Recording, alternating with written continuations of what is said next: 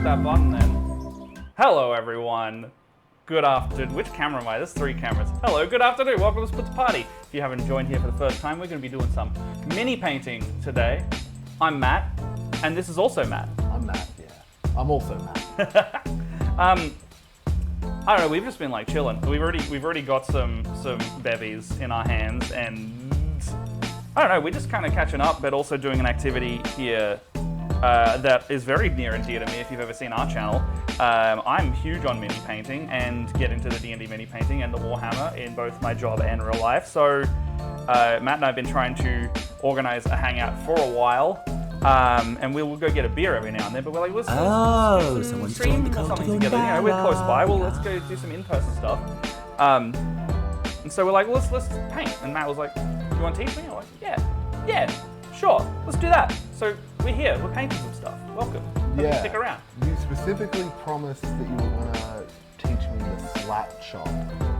Specific method? I kind of brought, so you can kind of see loads of minis here. Okay. I brought some regular, I brought some slap chop, I brought some, they call it just traditional, whatever. I've also brought something called Zenithal priming, which is just a method of something before you do it, but Okay. I figured maybe we can do like a little bit of everything today. Some of your minis are really funny. This one's just a crate. Yeah, that's just a box. The other day I found a cart and a bunch of goblins, and I bought it all, and I went, I'm gonna paint a cart and a bunch of goblins, and then have that in my games. Yeah, and this guy's got... It's a goblin carrying a treasure chest. Oh, that's cute. Hold it up so they can see it. Oh, how? So just, Yeah. it should just be Yeah. like super, either or, man. Like whatever works. I think this will be, Oh, God. the focus will go super crisp if you let it. There you go. Okay. Hey, oh. Hold on, we gotta do the beauty thing. I don't like doing this. Guys, you just got to imagine it. Just imagine it. I can do it, it's all right. You can do I'm it. so used to it. I really should put the camera like this way, because it's all inverted now. Oh, that's a good point. Yeah. Hold on, I'll flip it around in here. Oh, that's doesn't. That's all right. It's just And you've given me so many things, I don't know what they are. This is a... Okay, yeah, so this is for your sanity and quality of life. Okay. It's just a handle. You just put a little guy in it, Oh, and then it just makes it easier, because otherwise it's like hand cramp. You kind of yeah, okay. Let me put a like that, you know? Hey, buddy, can you get Yeah, so as long as it's like roughly like one of these sizes of base, Oh, they'll all kind of fit in there, and it's just nice. It's ergonomic. What do you call it? This thing, Yeah, what do you call it? just a painting handle. A painting handle. Yeah, they're like 10, 15 bucks. I think this is the Warhammer branded one. Okay. But you can get loads of different kinds. You can get 3D printed ones, print your own. Something as well, just like a bottle cap. Okay. Will also just And then you hold the bottle and then yeah, you put just it... hold it. And you can paint. Like you can, as long like a wine cork, I see a lot, and even another paint pot with some blue tack on it. Yeah. You can just, it just works. So if you didn't have this, you'd be getting your grubby little 12-year-old fingers over it. Yeah, my When you're a 12-year-old kid. fingers. Yeah, Do you know absolutely. what I mean? Like, Yeah, 'cause yeah. I remember having Warhammer as a kid, and it was just like a mess. I tried painting once. I Yeah. spilled that shit everywhere. Oh, these paints in this Touch it all the time. These paints in this bucket, they're your spilling paints. Oh, good. They're your spilling paints. These are the contrast paints over here. The ones over there, bit thicker. They won't just. For example, I opened a pot wrong the other day and it flicked back onto me. Yeah, I'm wearing a white shirt. Yeah. Alright, cool. That'll be fine. I should have. Is it a loved shirt? Is it a beloved shirt? Nah, it's fine. Okay. Well, look, if anything happens to it, then you know you've got a nice memory of today. Yeah, it's sweet. So yeah, old school, we use pieces of Dowling wine color. Yeah, you don't have to like invest in any of this stuff. I think part of today, what I want to do is literally go like, we were talking about markers earlier, how you can do this hobby with like anything. That's kind of where I want to go with this. Blood. You could paint with blood. You could paint with Don't. other bodily fluids. Hey, we're on this. Yeah, all right. But you knew where I was going with that. You can paint with whatever, as long as it like leaves the stain of the color and the pigment on the model. It's pretty much fair game. You can do whatever you want. So you can see some in here are already painted, some aren't, some are ready for different stages. So I guess, what do you feel like painting, and where would you like to start? Something easy to hard, or do you want to dive straight into something a bit more? Look, well, here's what I want. I've never come out of a painting experience with something I would show anyone. Okay. So I'm literally just focused on the end result. If I can, Do you want to finish something? I would love to finish something if possible. Okay. Or at least get it to a point where I'd be like, look at this, I did this. Okay. Yeah, I don't know. I just need that. I need that first win. You know I what mean? reckon then. I'm Because playing with this. This is fun. it's good, right? It's good. It's like a little ball of magnets. There's another one here. I gotta make sure to put my hands over here when I'm painting. I'm like leaning this way. I gotta go like this. right. Slap chop time. Okay, so there's two main methods out of the paints that I have. One is called contrast, Okay. and the other is called traditional. Now, traditional is like probably what you'd be more used to in painting, where you put down layers of paint to highlight and shade and do the stuff. Where you can marry them. Yeah, so this one is in that traditional method. So we have, this is Ragged Dragon from Descent into Avernus, if you know that D&D campaign. He is currently what we call base coated. Now he's ready for shade paint. So this is like one coat of each color roughly on the mini. You could call this done, but you also could do more on top of this. Like he is effectively done. Is that does like it kind of keep creeping? Like the The goalposts? doneness. Yeah. Oh, yeah. Something I want you to do today, Okay. something I specifically want you to do, and anyone watching at home, is if you're gonna paint minis, know when it's good enough. And the best way to test is from 5 feet away on a table or in the camera for this example. Does it look good? Yeah. Look fine, right? Could maybe use a handgun or something. But, Oh, you mean specifically a different model? Well, yeah, you can put a gun on the model. But like, you know, does it look fine from a little while looks away? fine. It looks fine. Then it's done. Okay. That's it. That's all we're looking for. This is tabletop playable. It's painted. It's got some stuff on it.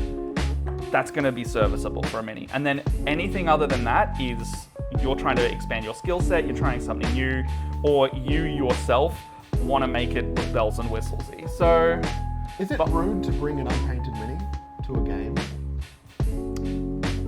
depends what game. To your game? Well, I'm usually a DM, so I have the minis. So I try to have my stuff painted. No, but if I'm a player, hey. You like hey, want to play Matt, some Warhammer? Matt, thank you so much for inviting me to your D&D game. I actually got a custom mini for my liability bard. Here he is. He's not painted? He's great. I'm going to say to him, do you want to come over and paint him? No. I don't care. I'm refuse to super paint easy. him. Well, if you're being belligerent about it, I'm going to get belligerent back. You know, if you get all fucky about it, I'm going to be like, well, Mr. No Painty over here. Like, because then you're making a point out of it. But if you're just like, I have a mini, it's my guy. Yeah, right. Like, yeah, if you're doing a bit with me, I'm going to fuck with you back. I'm doing a bit. Yeah, exactly. It's fine. But if you come and you're like, I'm not really confident at painting, I don't really, you know, I don't have the skills, I don't really know if I want to paint him, I'm probably going to be like, do you want me to paint him for you? Because then I've done something nice for you because you're also in my game, you're putting in the time Have you ever to come to my deliberately game. painted somebody's mini badly or wrong? Usually no, because they're always custom figures, like a Hero Forge like this one. Like this still costs like $20 and you still have to print it yourself. I have $20. Exactly. Well, yeah, exactly. I don't have $20 all the time. I don't have $20 all the time. I have $20 and I keep spending it on minis, but I keep spending on expensive minis, like that stupid lizard over there. It costs like $30 each. Wow. Yeah. Good lizard. It's just Warhammer. Warhammer's a trap. Don't get into Warhammer. That's my one. It's my one wish. Okay. You've already been there, right? Yeah. So expensive. I got I just got like one box or something. I didn't know how to play it. Just don't go in my office. Okay. Hey, don't look behind you. There's nothing here. Don't look at any of that. They call them minis, but they take up so much space. I've noticed Warhammer started calling their bigger ones just models instead, because they're clearly not mini anymore. They're just so large. Like, turn around here. Yeah. You got that beholder, that's pretty nice. Yeah. Can you grab that big demon on the cliff over there? This fella. Yeah, so, you know, when you're doing a little bit more, you can do a bit of that. That's got like extra highlighting. You can see there's some grass tufts on this guy. This guy I kind of went pretty hard for. There's dudes in his cave. Yeah, so I didn't paint the main guy. This was for filming we did recently. And that you can see there's like a zombie down there. There's some imps extra. I painted the little imps in probably like an hour each. But then the big guy, I didn't have time before filming to paint it, so we got a guy who was happy to do some commission painting to paint a huge demon for for our army, but he's got like, that's the bells and whistles, you know? Yeah. That's where you're starting to get to. So he's probably like a 20-hour paint, maybe 10 to 20 hours. Oh my god. But that's because you're doing it as relaxed, right? You're not doing it for things. I seem relaxed right now, but I'm not. Are you freaking out? I'm not freaking out, but it's just that when the paint hits the brush, it's just like, it's so final. Do you know what I mean? Like, But that's fine though, because there's, you know, if you look on that table over there, I'm looking. metaphorically, there's probably like 18 goblins that I need to paint. When they're all on the table together, they're gonna look fine. But then you start scrutinizing. If you're looking for an issue on the mini, that's the problem to start with. I am. I'm You're shaming looking it. for problems. Yeah, I am the minis in Leia- the saboteur. So on Thursday, Leia, lovely fucking co-host, best person ever, she does that a lot. I'm trying to like be like, stop doing that. Stop doing that. You gotta just not look for the problem. Okay. And if you can see there's things like, I know there's heaps of problems with that beholder I just showed Okay. you. Well, here's what we're gonna do. I know there's shitloads. I'm not gonna tell you what they are. Here's my suggestion. Even if you see problems on the thing I paint, I want you to say, okay, you've got some beautiful little bits. I'm not gonna- here. I'm not Call gonna- them beautiful bits. I'm not gonna tell you. Tell me you're gonna No, call them. no, because then you're Call gonna them- know I'm No, saying no, no. shit about your mini. I'll forget. I'm gonna forget. Don't worry. Tell me you're gonna call my mistakes beautiful bits. I'm gonna call it mistakes beautiful bits. Okay. Thank I'm you. probably not gonna say he's got beautiful bits because his mini is gonna be good no matter what he says, because everyone's first mini Wait. is good. This means that even if it's perfect, you're not gonna say it's beautiful. No, exactly. I'm gonna tell you you've done a good job because I want to build your confidence to do it more. Okay. That's my goal. I just want to call out Jedi. Thank you very much for using my PDFs in your game, mate. Good to see you. Thanks for swinging by. If you're a good painter, Jedi, judge me not. The fact that you're trying this out at all, every mini painter in that chat is gonna love you for it because it's okay. not an easy thing to do, and it's intimidating. But you know, I just say give it a go Yeah. and don't put too much pressure on it, and just like have fun. It's artistic. It literally is the definition of art. Okay. We're doing something because it's fun and it's relaxing. I find this. People spend so many hours, like that 20-hour demon. Yeah. We do it because it's fun, not because we want to. Like, unless you're painting for a competition, Yeah. it's fun. Like, it is relaxing. I genuinely will sit there on the weekend and just paint stuff with Jess. I know it's called the 20-hour demon because it took 20 hours to paint, but the idea of calling an actual demon in your game, yeah, this is a 20-hour This is the 20-hour demon. Yeah, he will take 20 hours of your life. He will take the most important 20 hours of your life away. Bam, memory blank. Your I daughter's think well, wedding. you write PDFs in all of the modules, right? Yeah. Do you reckon you could make the 20-hour paint demon based on what we do today? You don't have to. Oh, yeah, I'm good. just trying to mix the genres. I just did. Which mini would you suggest for me as a beginner? Well, I'm kind of going with like what style of painting, because if you want to try out the traditional like Ragga Dragga here, I would suggest going with something that's got an all-over base coat, like this guy, or this guy. This is a guy with a gun. You know, this is a Locathar from D&D. But if you want to try the other method that we got distracted and didn't talk about, contrast. That's where all of these other ones that kind of look a bit different come in, because contrast paints are a staining paint, which requires a where's one that's better? It requires a lighter undercoat because the paint sits on top and is more translucent than, for example, the one that will sit on the black. All these other paints that sit on the black, you have to put a couple coats on to make it opaque, and then you keep going from there. But the contrast ones specifically are very beginner friendly, because they just sit there and stain it on top. And then the terms like slap chop and zenithal and priming, they're all different ways you can do the contrast. Okay. It's all the same method, but the way you prepare the mini is fundamental to how it's going to look in the end anyway. So you'll see this little guy, it's a Tyranid from Warhammer. He looks a bit different because he looks like monochrome, but he's got all his highlights and stuff already established. Yeah. So this is what we call slap chop, because we spray it in black like this guy, but then on top we're gonna take some other paint and then just like slap it on lightly over the top, called dry brushing. Yeah. And then establish the highlights and shadows naturally that way. Okay.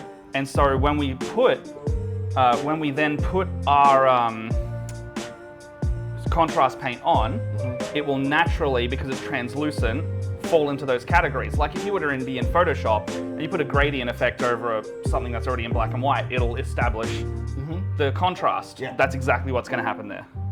I'm just trying to find a photo of a past one. So just Okay. while I bloody bring this up.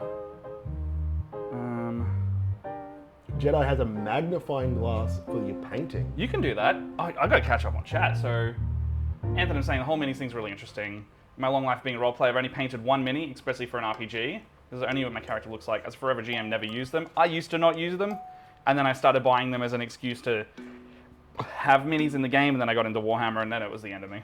Do you play Warhammer? I have just started. I am entering a tournament in March for no other reason than I've been painting all of my Tyranids like Pokemon. Yeah.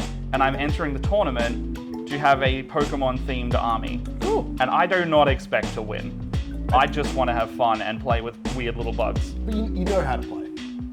Barely. I played back in like 2007. Yeah, they but the changed game, the rules. not that much. It's still like move, shoot, fight, but there's just a bunch of extraneous shit that changes every edition. Dog, I tried to play Magic the Gathering a little while ago. A friend invited me over like for a. He's a richo and he bought like he wanted to do a cube draft thing. Yeah. So we all had boosters and we were passing around playing. It got time to play our decks. I was like, oh, I want to avoid mana burn. Better spend all my mana on something. And then he's like, oh, they took that away 15 years ago. Mana burn doesn't exist anymore. I'm Yeah, like, okay. it may have been too powerful. Sorry if the music was also quite loud, by the way, guys.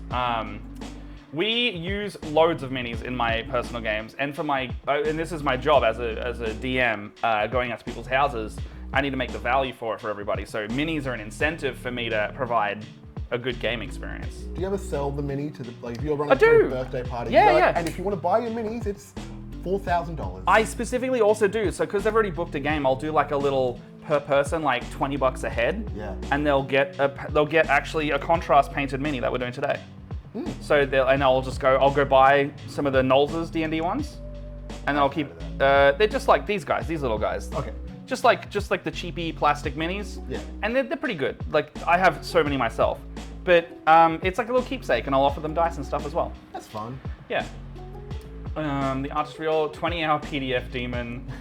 Magnifying glass, yeah. So it depends if you would like to see the game or just the theater of the mind of it. Our game is fight heavy, so it's good to see the minis. That's why I use them. Otherwise, when it's roleplay heavy, it doesn't really matter as much unless it's like a set piece. I use 1-inch colored cubes. I Oh! bought blocks and I glued them together to be different. Like here, this one is large, Yeah. this one is huge. And yeah, we just move those around. That's nice. It is fun. So, result of the slap shop. Yes. These are my Pokemon Tyranids. So you'll see. Okay, beautiful. You'll see. Tentacruel, I see. You can see yeah, exactly. If you can see by like the color scheme and silhouettes of some of these, you'll kind of know roughly what Pokemon they are, right? I think you've got is one a Scyther? Yep, there's a big Scyther in the back there. I don't know what the big purple one is. Parasect. Like the big mushroom crab thing. It's like from Gen 1. Oh, yeah. He's got the reason why we chose that one is because he's got the big booty. Yeah. And Parasect has that big mushroom bell on the back of him. Yeah. Yeah, that's why we did that. Yeah, good miniatures for social roleplay heavy sessions. It really helps set the mood. I do agree there. It's one of those like, you don't have to do it, but it's nice as a nice touch. To your table, you have to do it. Well, at my table I have to do it, but I also, when we're filming, we put out the set pieces and no one even touches the minis, but they're just nice to look at while it's like set dressing. You ever seen somebody disrespect one of your minis? Fuck yeah. Like physically? Fuck yeah. Yeah. And So like, what do you do? You say something? I'm just like, careful, they'll break. Usually it's just like, if someone's broken a mini they've paid for, it's like, well, you guys did pay for that. Yeah. Or if someone's broken something in one of my games, most of the time in that situation, because I'm already kind of commissioned to be there, Yeah, you're on the job. well, they're like, well, I broke your thing, I should pay for it. Like, that's usually their response. What's the common break technique? Knocking off the table? Are you going to do it right now? Is that what's going to... I don't know, sometimes, like, some people will just, like, throw them and, like... Oh, jeez. And I didn't even like that. Exactly. He didn't deserve that. Well, this guy, I know this guy's safe to throw because he's fairly good plastic. If you threw Ragga here, he's made of resin. He'll snap. So it's also about knowing which one's what's made of what. Yeah. But Throwing. yeah, they'll just chuck him around the table, or like when something's dead. This is D&D with minis is dollies for adults, right? Yeah. So they'll be like, and they'll just like knock them around and stuff. And they'll break that way too. Or like I'll have like templates and things that'll break because it's just over time. But yeah, people, they'll just break. They're not going to last forever if you're using them. That's why, guys, stop inviting players to your games. Play D&D without players. They're scum. Just do solo games. Just do solo Run games. everything digital. All right, what do you want to paint? So it sounds like you want to do contrast. I think so. I like The cat? He's really cool. Tabaxi Rogue, I think. Yeah. I have a cat at home, so I would like to paint this. You paint it like your cat? Yeah. That's great inspiration. Okay. Good. So load up like maybe like make a little photo. You don't have you got an old phone. Now let me just load up a photo On your phone. Oh no. Well, what kind of cat have you got? Maybe I can load one up for us. Can you find my wife's Instagram? It's every cat I meet. Actually? Yeah. She just takes a picture of every cat that she meets. I don't think that's gonna work, but yeah, I'll get it. It's every.cat.i.i. It's gonna make me log in. Oh no. Oh! All right. Rip. I'll just do it on my phone. How's that? Yeah, you do it on your phone. I'll do it on my phone. You guys don't like my phone? It's good. My phone cost me about $80. They made it last year. Guys, this phone came out last year. This does not get email. This does not get Twitter messages. It doesn't get Patreon messages. It doesn't get YouTube comments. Okay? It gets phone calls and text messages. This one? That's it. That's the one? Scroll to the bottom. Scroll to the bottom. That's not it. You said that was it? I thought it was it. Is it everycat.imeet? Please. Yeah, you do it. He's broken his streak. He's using a smartphone. We got him back. We got him back. Huh? Oh man, look at all the functions we have. Yeah, like the little QWERTY. I can type.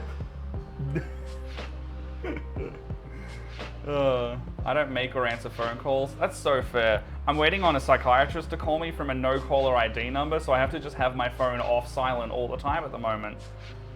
Otherwise, I'm going to naturally think it's a scammer. Everybody follow my wife's Instagram, every.cat.i.me.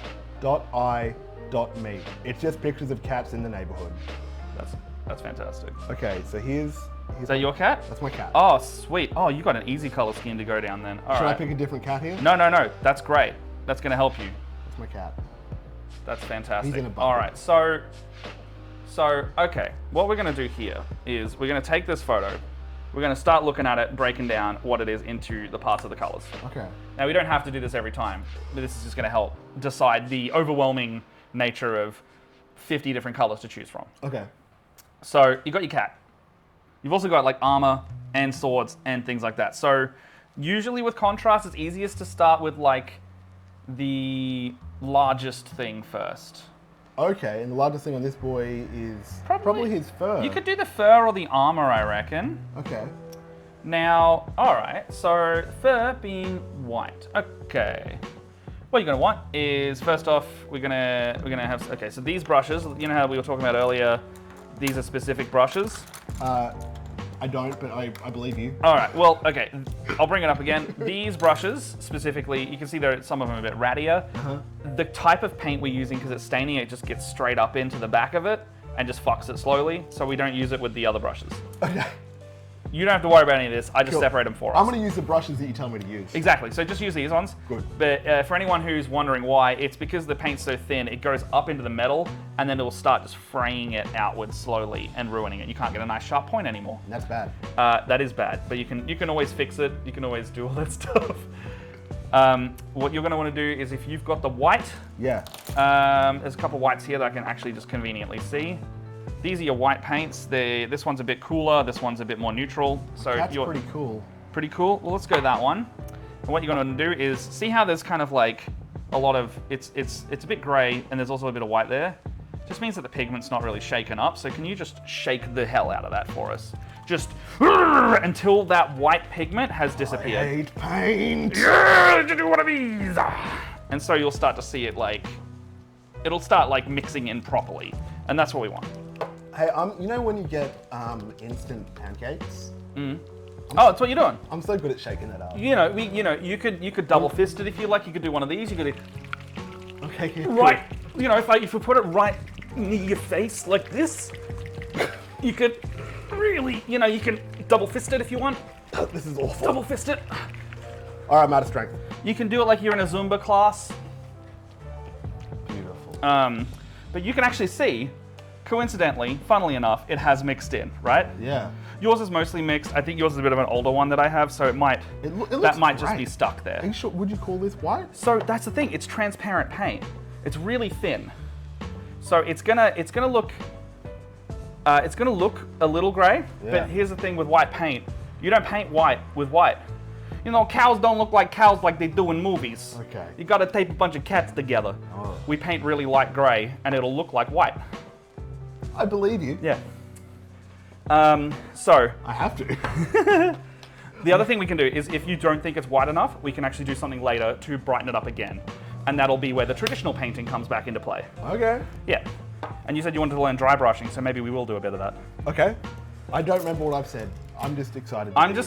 It's one of those, like, as I'm doing my flow of consciousness things, I'm like remembering what we talked about leading up to this. Okay.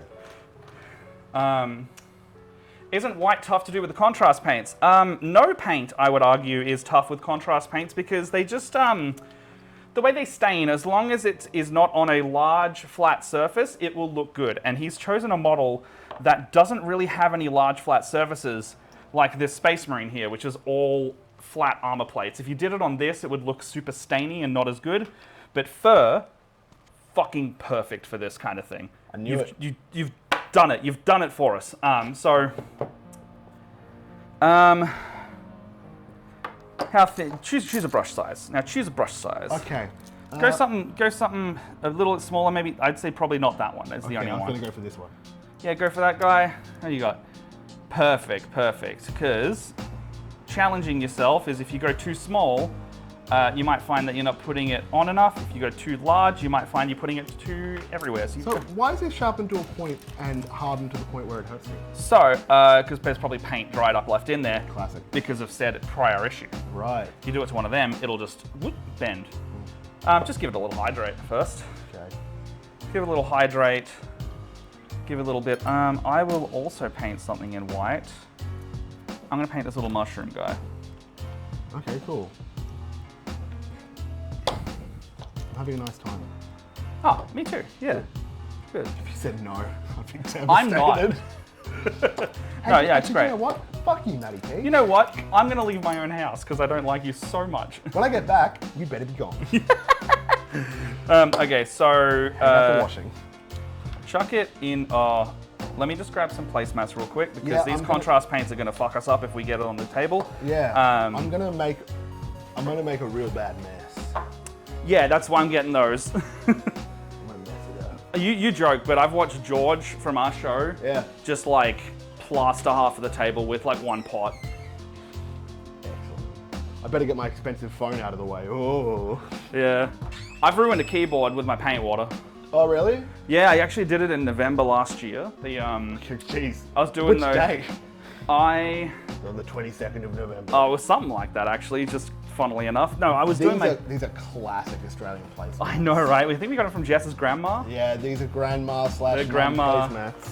Grandma placemats. Okay, so yeah, I was doing like a charity game run, and then I was painting, and I just happened to knock it into the keyboard after stream. Just killed the keyboard. Didn't even get content out of it. No, it was after. It was so I did the full stream. I was good. I didn't even touch anything, and then it went into the keyboard. Anyway, so the pots look a little bit like this.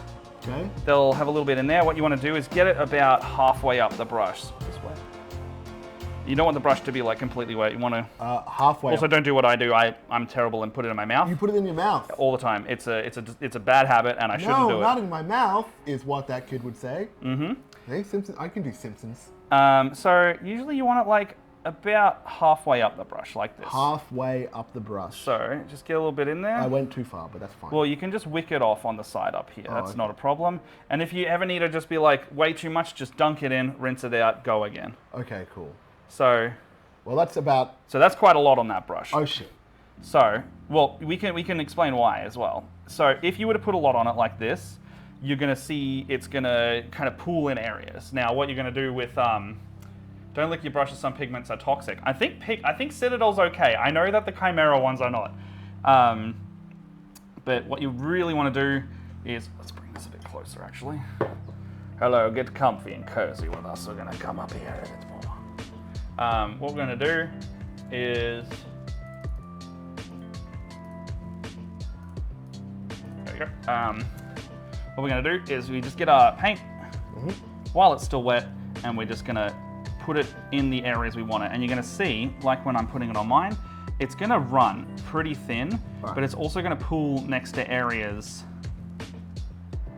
So don't be afraid with this one to kind of just put it on a bit heavier. Okay, cool. Because this paint is meant for that. So it's called, like, check that out. So you go in here, you just kind of brush it all on, and you'll see it kind of pooling next to the areas that have a lot of crevices. That's it doing its job. Okay, get in there. So it's a high pigment staining paint that will pool towards the edges. What does high pigment mean? So the whole way paint works is like there's a color, which is the pigment, like little basically specks of color with dye in it, and then a resin, which is clear, and you mix those together, and that's what paint is. So the resin will dry. Toothing Coats has both. I will keep that in mind. So wait, so where do they get the green pigs? The green pigs. Okay, well you feed the pigs a lot of grass first, and then they'll start developing chlorophyll. Yep. And then when they start really turning green because of all that chlorophyll they got in their bones, you can harvest the pigment. You can harvest the pigment With the men, yeah. Good. And that's how you pigment. But yeah, so you can see kind of like now it's got like it looks a bit more defined, but it's still. My eyesight, guys. So I wear pretty thick glasses in my videos. You do, right? Yeah. So this is I'm flying blind. Okay. As far I'm wearing contacts. You can see. But like, I don't think people appreciate how low def I live my life. Okay. So I don't see a difference between what you just did and what was already on there. That's also a thing you're going to see anyway, because you're not going to, like, unless you see the before and after, like side by side. Okay. Sometimes you're just not going to see it. Okay. Totally fine. But I can already see, look at the bottom down there, look at the top up there. There's a difference, right? It's shiny. Yeah. But it looks a bit darker and it's got a bit more definition, and that's kind of what we're going for. So just keep going with that. Okay. On any of the fur. Get that fur. You don't have to be too delicate, and we can clean it up if we need to. It's not gonna I'll stop being be the end. So like it's usually like paint will dry in like 15, 20 seconds on your brush. So just like keep topping it up. Sure. And then when you're using a lot like that, just move it around so it just doesn't stick in one area. Because if it all dries in one big clump, then you'll lose detail. I see. Do you know what? I'm really anxious about, well, not really anxious, but I'm worried about... Do you want a concern? I have a concern. What happens if I paint in the wrong spot, Matt? We have a paint to clean that up with.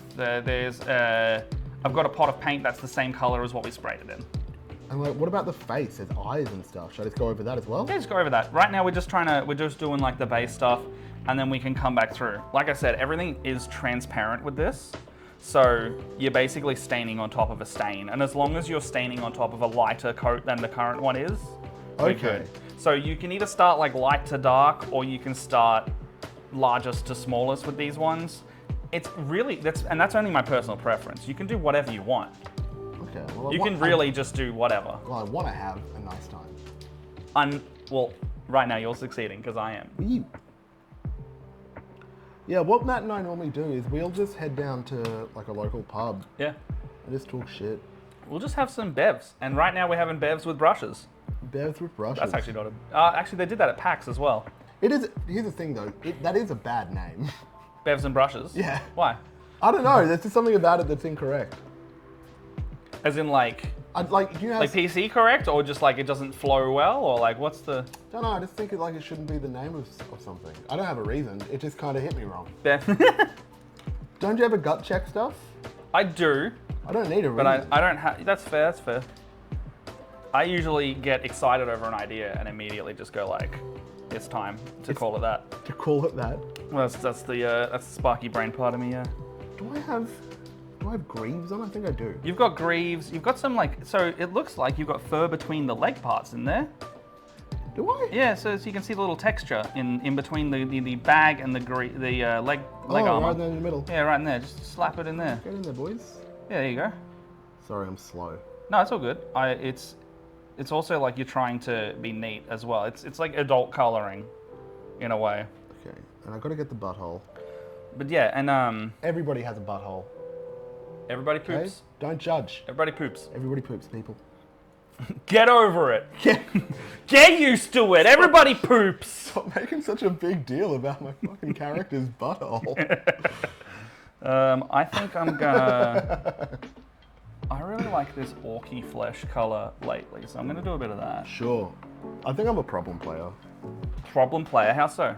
I cause problems. Explain further. I don't know, like, I just made a butthole joke.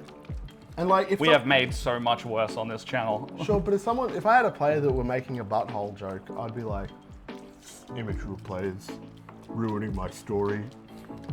I'm the opposite. I'm like, whatever you want to do to have the fun that you're gonna have, as long as it's not hurting other people, we're good. Okay. I'm gonna paint the feet too. Yeah, go for it. My boys don't wear shoes, apparently. Your boys don't wear. Oh fuck, that's a shirt. I don't want to paint a shirt. What good's this guy to me? I'm gonna paint this little guy. Okay, so you'll also notice that your model specifically has like the light to dark tones. Like if you were to flip it under, you'll notice that there's more black underneath. So the way we've I don't know. yeah. So well, as in compared to this guy, he's like just white all over, right? Yeah. Versus yours kind of has like black underneath. The way we've sprayed it kind of Okay. helps the same way as a slap chop. I'll believe you. Here's the thing, I can't see details.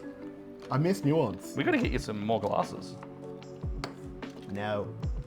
I don't wish to. No, I'm living in a lovely kind of epistemic lie out here. It's fun.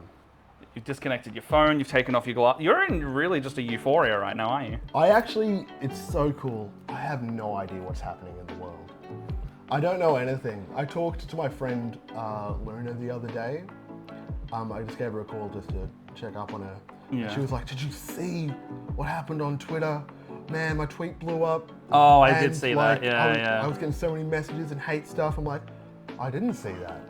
That sounds really stressful for you a week ago. I'm sorry that I wasn't there. You Yeah. know? Like, I have no idea. Yeah, I hope she's all right. I did see that. Oh, she's fine. I think she got the result that she wants. Well, yeah, she's doing she's doing a lot of charity stuff at the moment for the Palestine relief. Yeah, she's As well. Doing good work. She's I forgot the word. No. Oh, she's in charity mode. I forgot the word for charity. Sorry, I relaxed too hard. I mean, I'll take that as a win. I'm relaxing too hard that I'm just chilling. I'm just vibing so much. I like to vibe. Yeah, I feel like that's a good thing to do. So I know that the white maybe not have yielded a similar result, but see how it's like the green. Look at the doing green. it? That's beautiful. So this is the major effect. Usually like high saturation paints Yeah. will yield a similar result, but like High sat in the biz. We High sat. Save time, call it high sat.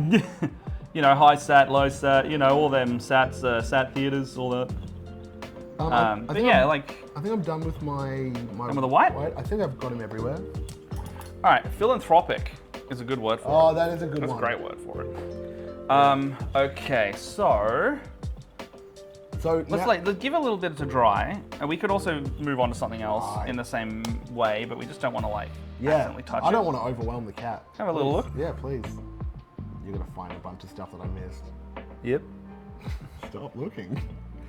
So Anything? Any beautiful little pieces on it? Any beautiful little bits? so I'm seeing a little beautiful little bit in there. So just get your Beautiful. brush wicket off. You've got a bit of pooling back there, so Oh, you okay. don't want to accidentally block the detail. I don't want to block the deets. So get the Okay, get that off there. get that in there. So it's all it's just about if you see any of that, and then I think you missed a little bit just in the corner there. So there's actually a lack of beautiful little bits that I've seen. A lack of beautiful little bits. I didn't like that. So what's that mean? What's that mean? Flip your model around real quick. It just means you haven't painted it. Just there and there. Oh, there. Yeah. Oh, shit. That's why I'm saying lack of beautiful little bits. Yeah. Not even in a condescending way. I'm like, I want you to put the paint on it. Put those bits on, please. But yeah, just have a little look around, see if it's all covered, and if you're happy with it, we can keep going. Okay. You can see like my little. How do you stay awake? Do you ever get sleepy? Fuck yeah.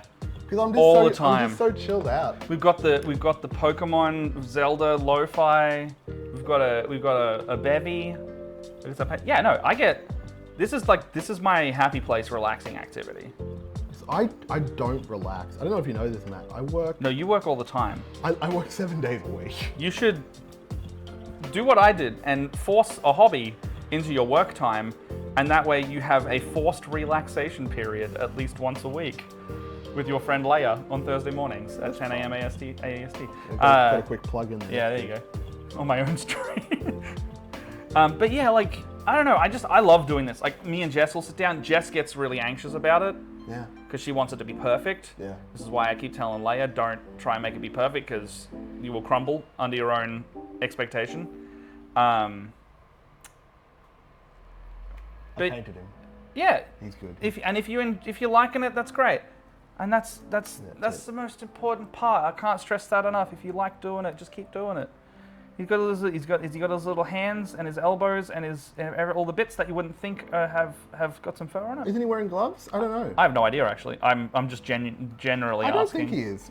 Use your eye. What do your elven eyes see? Oh, they look more like a vambrace than a glove. Yeah. Oh, you know the words. You could. I think there's some. So in here, I think there's some skin and some fur. Oh God. You could. This cat. is one of those ones where you could kind of choose if it's gloves or not. Sometimes the model will just have bits, and you can be like, no, he's got gloves on, and you just paint it brown. And if it doesn't have gloves on, you paint it whatever the skin color is. Oh, he does have a little bit of skin there. Yeah, but you could just choose for it. Like if you think it should have gloves, just paint it brown instead of the skin color, and then it will read as if it has gloves on. No, that feels incorrect. Have you ever seen those people that dye their pets?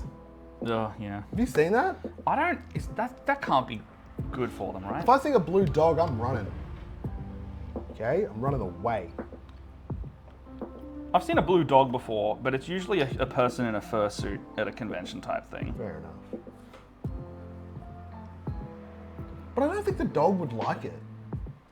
Do they know what's going on? I would argue. Like, I think often they- dogs don't have a bloody clue what's happening. much like us painting, sometimes we don't have a clue. Sup, gents? Anti-Gravity, first time viewer follow. Matt and I have gone back and forth on Stormwreck stuff, so popping in to say hello. Oh, Welcome to the chat. I hope you enjoy. anti-grav. Matt's painting his first mini, and we're kind of just vibing. I'm also Matt. Hello. What do we fight about, Grav? I can't remember. Because I fight so many people. I've got the strongest takes on D&D, apparently. Which is funny because when we just vibe in the pub, I don't fight anyone. Oh, you don't? Nah. This is probably the only fight I've ever had, and I've already forgotten it. Oh, Do you want to hear my hot take on D&D? And this is my true feeling. what? I think D&D is a board game.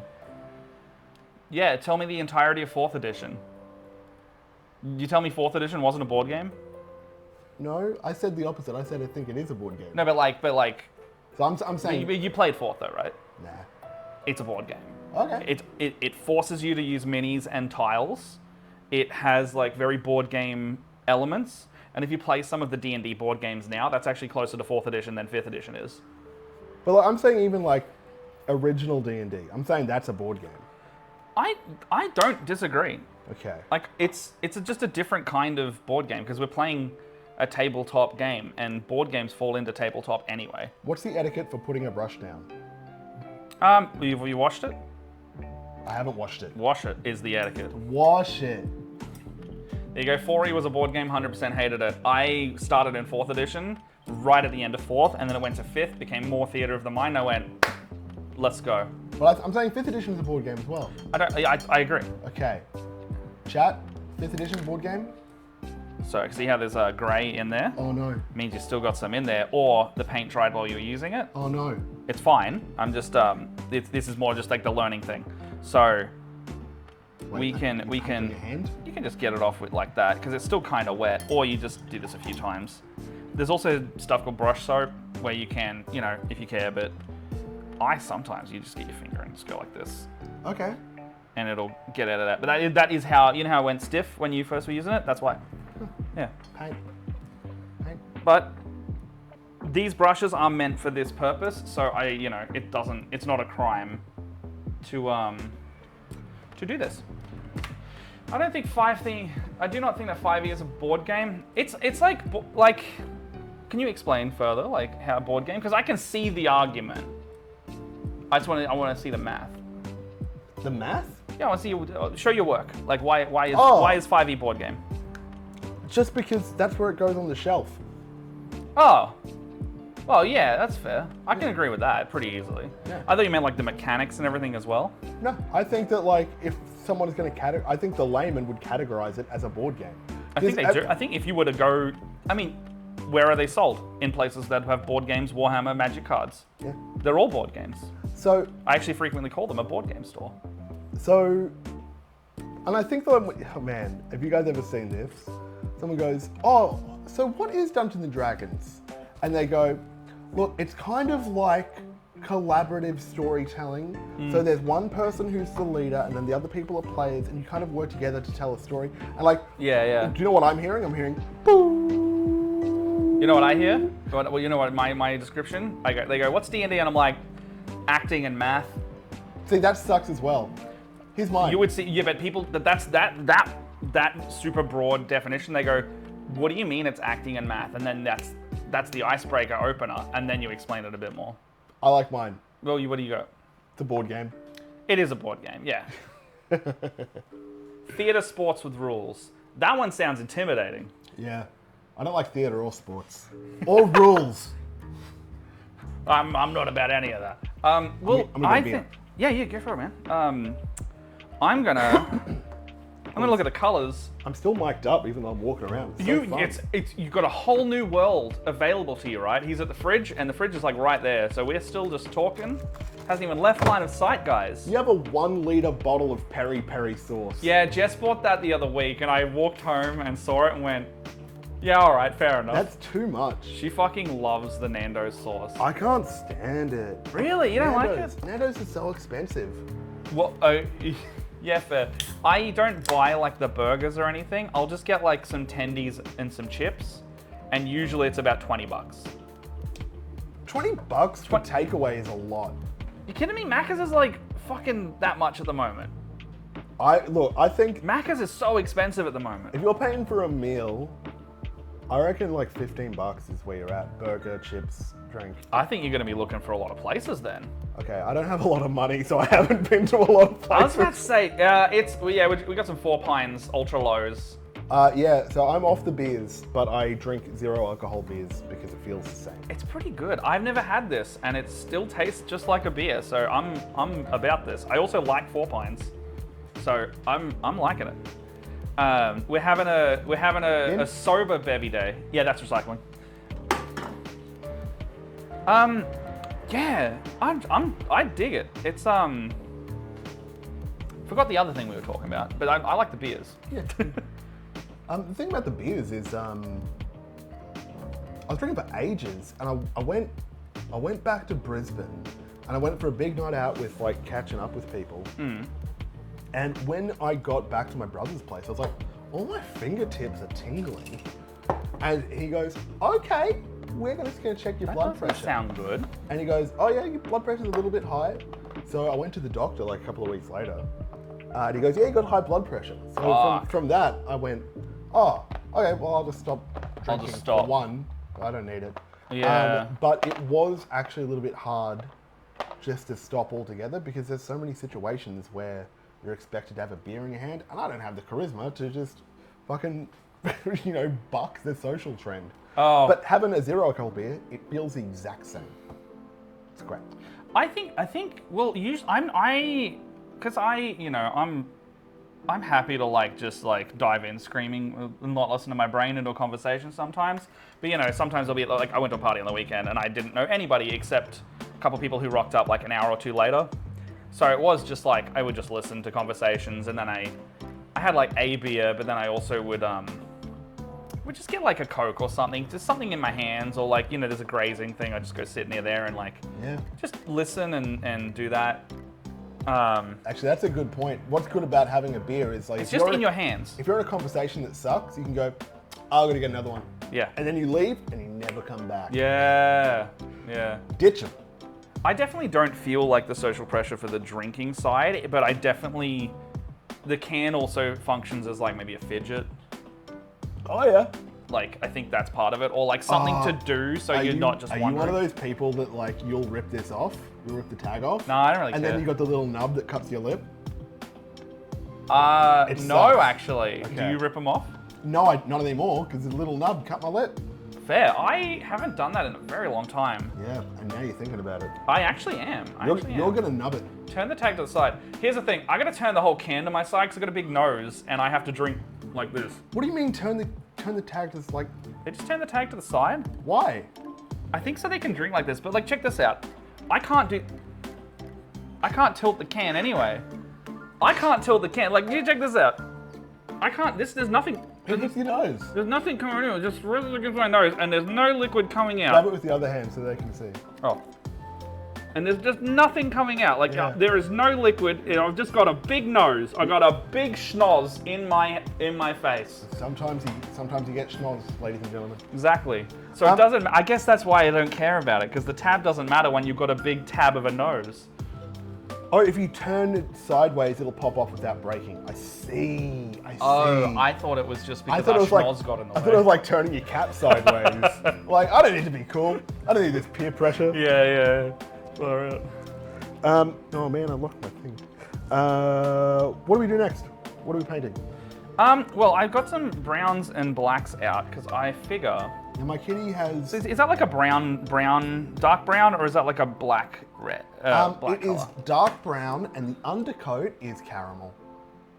Okay, so we're gonna just do one color, Okay, if that's all right. fine. Oh wait, so is it like kind of like that model-y kind of thing where it's got like streaks of a lighter color? Because Not. we can do that. We have to do the first color first. He's not like marbled or anything like that. But it's been that if you were to like part him, he's caramel. I just want people to know. Fitty's brown. He's got a brown spot. It's Let's fine. go. Okay, so is this kind of brown okay? Like this kind of dark desaturated brown, or Too you brown. kind of Too brown. Too brown. All right, we're brown. going rattling grime then. So this is like a black brown. Oh, I mean like too dark. Too dark. Oh. Yeah, like a lighter brown. Okay, this is like a yellow brown. Oh, do you know what? And this is like a leathery brown. Actually, do you know what? You said that the paint goes on. Oh no, you showed me this. That's too dark. That's black. That's the black paint. This is like a kind of like a coppery brown. Yeah, we can go darker than that. Sorry, All right, I I looked at it reckon. wrong a bit. Here's the other thing. You can do any of these, and I don't care if you do it on any of these models. Maybe let's use this one. Just put it on the base. No, that feels profoundly wrong. Let's make decisions. Well, it's my model. I don't care. No, don't do tests.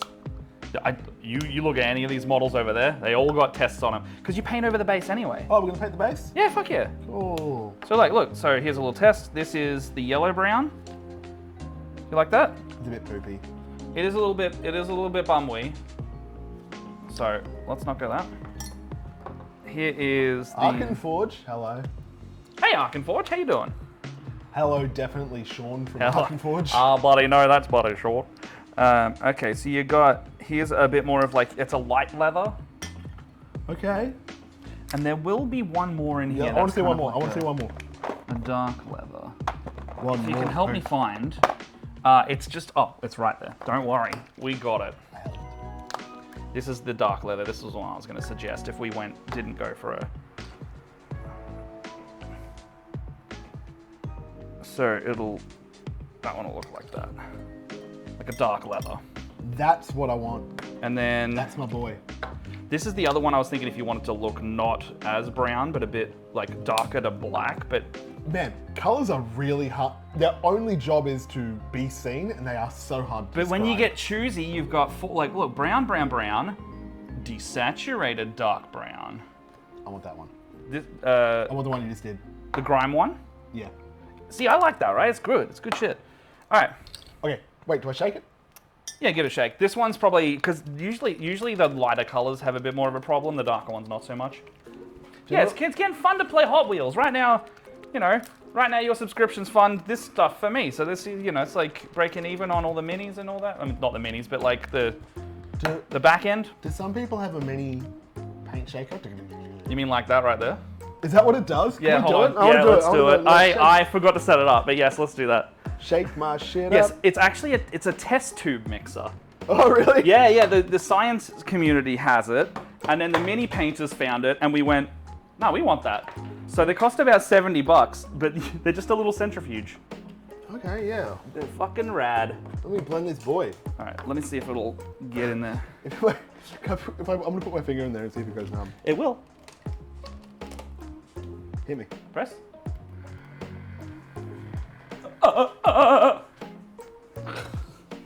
Okay, so you just kind of press down Yeah, like this? yeah, just press on it. It's fun, right? This is so stupid. Yeah, it's so stupid. I love it so much. It's the best thing I own. Oh my god. Oh man. When you take it off, it still nubs around for a bit. Yeah, because it's still spinning, man. So creepy. Oh, fuck. Oh, I've ruined my camera. Yeah, that's fine. You're all good. It's more of the trying to get it to sit on the thing. All right. But yeah, so Okay, this is my brand. the camera, you guys can't see it. There's a little mixer up here. Anyone who's you want to yoink the wolves I've got there? Oh, this is only one as a wolf. They're just like Reaper minis. It was an Animal Companion set. Yeah. So if you want to shake it up, any of these that need a bit more mixing, like 10 seconds in that thing, Yeah. and then a little shake usually does the trick. Okay, can they ever be too shook? Nope. You know those Bunnings paint things? Like, it's a mini version of that. Yeah, I like Yeah, those. yeah, they're satisfying. And this thing's great. Like that'll get the rest of that off. Okay, so Okay, we're painting. similar to before. Pop it open, chuck it there. Yeah, and this is so careful. Because they have that springy thing. This is exactly the paint that got on me the other day. But it's if I was to let go of that, it would just flick. It would yeah, okay. It's a bit, but it's a little bit annoying. Check out, if you need a lot of wolves, check out see if you can find on Facebook Marketplace, there's Warhammer Space Wolves. There's a kit called Fenrisian Wolves. You get like 5 or 6 in there for about 40 or 50 bucks.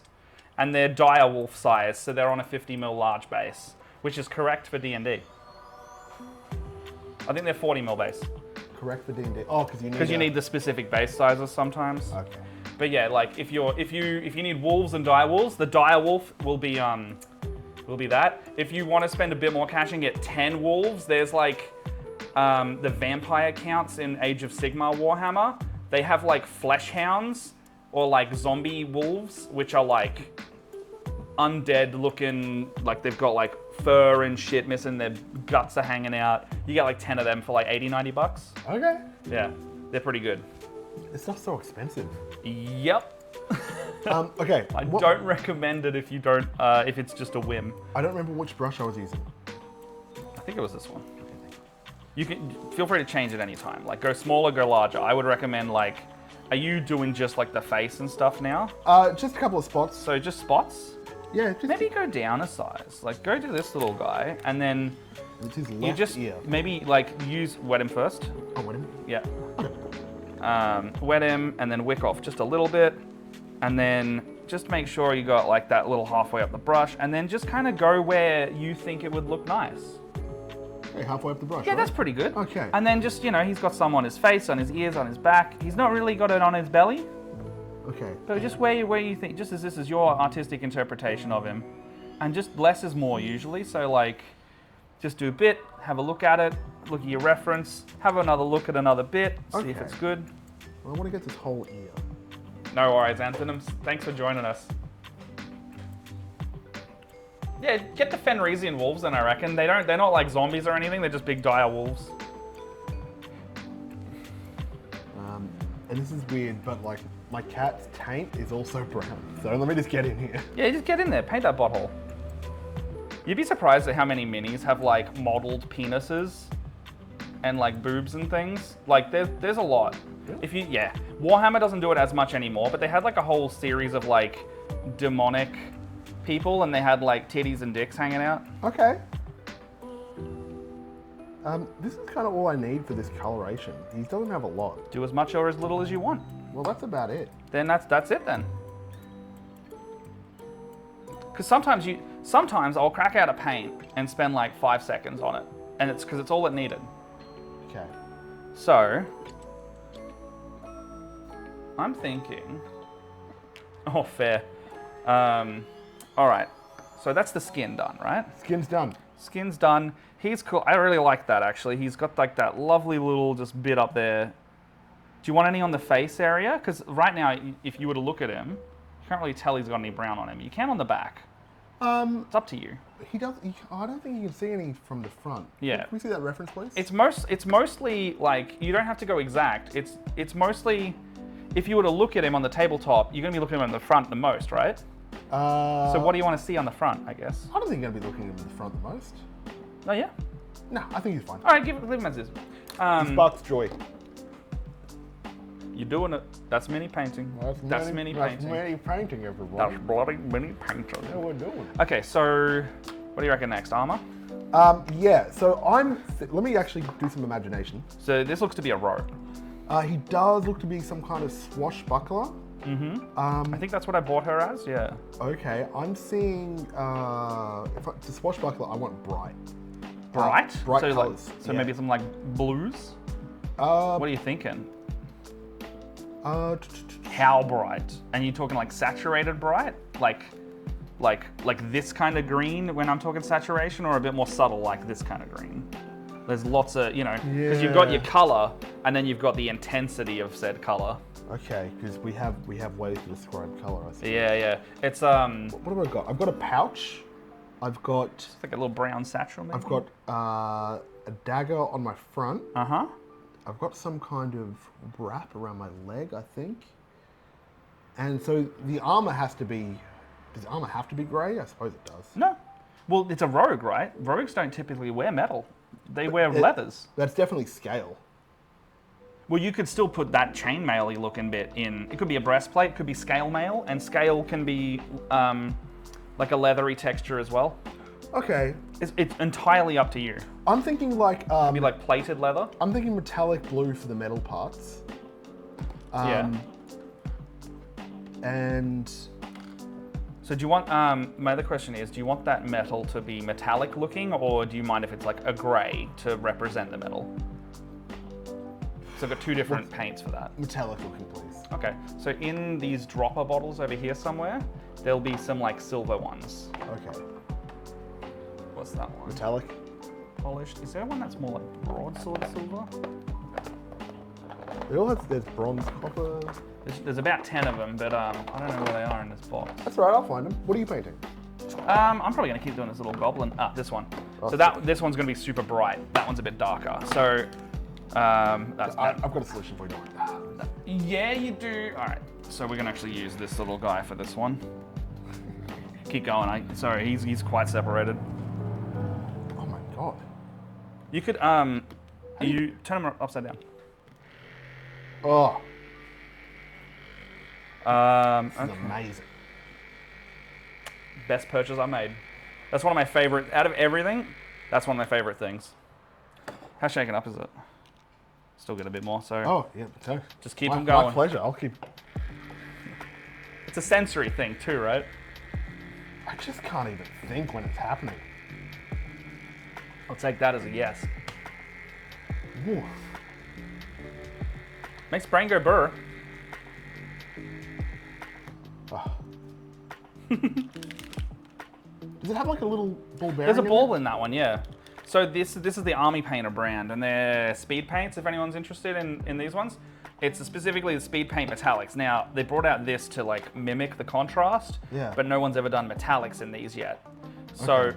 I have a love-hate relationship with this specific brand because they go really well, but they can also spill really easily, and they also fuck up your brushes even more easily. Okay. So we're gonna use this little kid's toy. Yeah. And the reason I do that is because if we were to, being in a dropper bottle, we can't just get it out of the pot. And we would normally use this thing, which is a wet palette. However, the metallic flakes fuck up the sponge as well. Okay. So, many methods to our madness, but in short, we're just going to put it in this little divvy here. Yeah, it's like, I like these, but they've waned on me recently. So Okay. similar to these, this is going to dry a bit quicker than the other ones because it's not out of the pot anymore. But grab some of that Sure. the same way you would before, and then go for it. Great. All right. So I'm gonna do my breastplate and my what do you call the things on the shoulders? Pauldrons. Yeah, I want to say that. That sounds right. Okay. I like the silver with a coat of red over it. Yeah, I really like them as like a base tone and then putting something on top. That is nice. I'm gonna go to the. I'm gonna make this a nice rich. What's that Garagax sewer going? What the Garagax? It's called, yeah, Garagax sewer. You know, Gary Gygax's sewer. Okay. They have to name all of their paints specifically so they can then trademark them. What 'Cause- color would be named after you? I mean, my name is Matt Brown. So it's like a yellow. It's pretty easy, right? It's pink. No. I actually don't know. I've never really thought of like a color. My favorite colors to paint are like teals, aqua, and like orc flesh tones. So if I was to choose like specific colors to have like my name attached to, it would be those probably. Okay. Because I like the look of how they come out and how they are to paint. Because everyone makes like browns and greens and shit. Because everyone's like, I really want more flesh tones to exist. I really want more of this and that. But like, I always notice that the ones that I have favorite painting, the consistency of the paint's not always where I want it to be. So I would really love like aquas to be easier to apply. And maybe a yellow, like a really nice yellow. How do you talk while doing this? I do it every week. Jesus. Sometimes you'll hear me just like completely go silent, and that's when I'm like trying to really edge highlight and concentrate. But like when I'm doing basic stuff, it's a learned skill. Okay. So yes, getting some wood texture in there. Oh, that looks great. Yeah. Oh, I'm shaky today. That's the other thing. You have no idea if you're going to be shaky the day you paint. You don't have surgeon hands? I sometimes do. Today, apparently not. Oh, I can see that one shaking. Yeah, that one's going a little bit. And I had breakfast and a coffee in my usual routine. What's your routine? Usually before like a stream day, I'll have like specifically a coffee and maybe like an egg muffin or something like that. An egg muffin. Like the Macca's one. Oh, Because I'll usually order the Macca's coffee. Because I don't usually drink a coffee, so I don't have any nice coffee. Like, I mean, not that Macca's coffee is nice. It's not, but it's functional more than anything. don't get Macca's coffee. I don't even like coffee. It's more that the delivery is the cheapest than anything, because the other option is like a Gloria Jeans, and that's like $20 for a coffee to Matt, be the delivered. other option is making your coffee. I know. How often do you it's get also- takeout? How often do you get takeout? This is a now budget stream. Oh, not that often. Okay, good. I'm actually pretty, in terms of budget, like I'm pretty good. Like I'm able to save money. I'm able to buy minis pretty much when my depression hits. You know, when the need for capitalism rises, Seasonal minis. oh, more like every few weeks. The budgeting part, if we were to be like, how much do we get takeout and all that, is how often do you spend money on minis and D&D stuff? That's a different conversation, because I don't buy the takeout so I can buy the D&D minis or the Warhammers. I see. I love budgeting. That's my crux. Oh, really? Is crux good or bad? Oh, as in it's my poison. It's what I will Oh, okay. always, I will never not spend money on this thing that brings me joy. Okay. Like Jess buys Pokemon cards. Oh, cool. She's got like a binder over there, and she's just finished the latest set she was collecting. Wait, finished? Yeah, like the expansion of the set. So there's like 100 cards in it. Are you telling me that she caught them all? In card form, yes. Well, that's the name of the game. That's the set's also called Scarlet 151, and every card is just the original 151. Sick. And then there's like alternate art versions of the same cards, and they're the fancy boys that actually cost some money. Because one of them's worth $200. And $200? Yeah, she hasn't got that one yet. That's the most money I've ever heard of. 200 of them. 200 of those dollars. No, but I love budgeting. It's so fun. I think that's why I can do all of this mini stuff, because I'm very like specific with my money. I don't, if I have my bill, I go like I don't hold any of my money on my bank card. Do you have a credit card? No. Okay. I don't have any debt anymore either. Good. I paid off my car loan. It was my personal loan I'd had for like whenever 2014 was ago, 9 years. Mortgage? Jess has the mortgage. And you just live here rent free.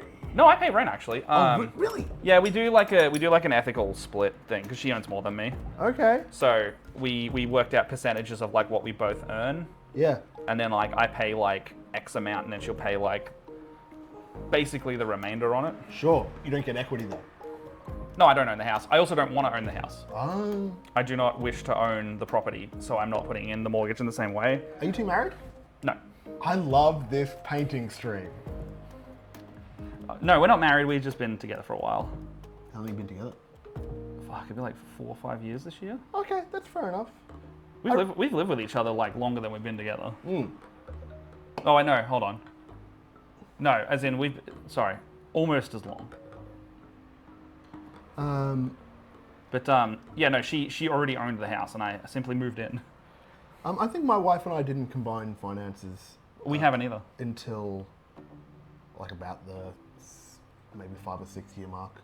We I tell you what, if you have any anxiety about combining finances, it made our lives so much easier. really Yeah, and she out earns me. Jess, it's not. I don't have an anxiety or any kind of like shame that I earn less. Like that's never been a thing for me. It's more like I like having my finances separate, and she likes having hers separate because we just like buying separate things, and we have separate hobbies, and we don't have to like ask each other when we want to buy stuff because it's not shared money. I suppose, but think about it this way. Even though you have separate finances, if Jess went out and said, I'm selling a bunch of stuff and I'm buying a boat. I'd be like, fuck yeah. Really? Yeah. You wouldn't be like, It's her money. okay. She wants to buy a boat? Yeah, sweet. Do I get to use the boat as well? I guess. Oh, Fuck yeah, let's get a boat. Yeah, no, I'm just like, it's fine. Because like, wait, are my knees metal? Do they look metal? they look kind of leathery Oh, to me. fuck, I painted one. Then it's metal now. Metal. It's metal now. It's metal now. Yeah, no, like, if I need a new car, I don't have to then go to Jess and be like, can we get a new car? I will get the car, and then that's my expense. I think that's how it works in my brain. I don't know if she thinks the same way, but like, It's interesting. Come back to me. Do you think eventually you will combine money? Like if you were to get married. I don't know if we will. I Really? think we would have the obligatory shared account for the tax thing, Yeah. and then have the money in there that's required, but I don't know if we would. Okay. I've known couples that get married and stay separate, separate finances. Like, I don't But have a it seems- desire to share it. What about shared goals, Matt? We already live in a house that she owns, and we don't have to rent, and Yeah, we but don't like- want kids. And I think the only thing we might want together is like some dogs. Yeah. Okay. But there's probably other things. I don't Like know. holidays, I guess, is the only thing. There's holidays. Like my wife and I sat down on Boxing Day, which we call Budget Day, and we just Boxing Day. Yeah. Really? Oh, because you can go buy stuff afterwards. No, just because it's a day off and there's no real family obligation that day. Hell And we yeah. have time just to sit down and be like, okay, what do we want out of our life? That's So fair. every Boxing Day we sit down and just like plan out the year ahead. And this time we wrote down like, hey, what are your big goals? And we just like blue skied it. She was like, I'd like to go back to uni at some point. I'm like, okay. She goes, I'd like to own a house in Japan, like an apartment or something, so we can live there. Oh, sweet. Like, yeah, cool. I was like, I want to get laser eye surgery. I was like, I want to, what was one of the big things for me? Oh, I said I want to be famous. You're already there, brother. Oh no! You stick that in your I beer. put the paint in the. I can't drink that anymore. Oh, I put the paintbrush in the fucking. Because that's where usually it sits on my desk. Yeah.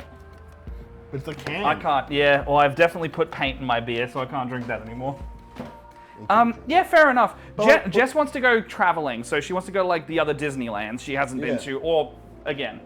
So that would be the main thing. But my point is, like, some of those goals are like shared goals where like we're both like, yeah, we want to do that. Some of those goals are just complete, like me being able to see, that's a completely Matt goal, and Yeah. her wanting to live in Japan, that's a completely thing for her. I don't really care. Yeah. But it's just good that we're able to like work Mind if I have another together towards one. Yeah, go for it, man. You have the last one. But I don't know, working together towards goals is That's fair. Yeah, I mean, Financially. Jess just got this new job, so she's kind of just getting used to it at the moment. So she's just got a new job at this place about half an hour from here, and she's just kind of going like, no huge things because that's a big life change already, and that'll be stressful. yeah. So that'll be like, in 6 months to a year, she'll be like, if I still like this job, I'll keep it, or I'll look for another one. And then she's very she gets really bad anxiety if she doesn't have a job that's like paying the amount she's earning now. Here's the big one. So this year, my wife quit her job, and she goes. She quit hers last year.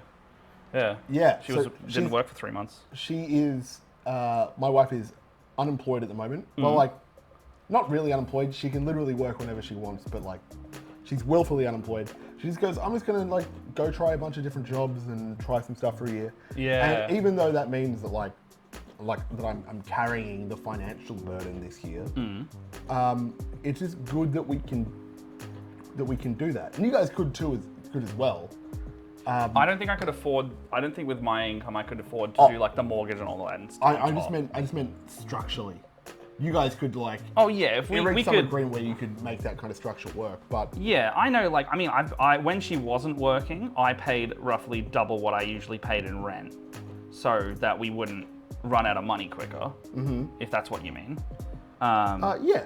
So like, I would pay significantly more on my side of the expenses that I would usually, because it was like, well, the whole you earn more thing is out the window right now, so I'm gonna put in more on the rent side, and that way, if interest rates go up, it's not gonna fuck us up.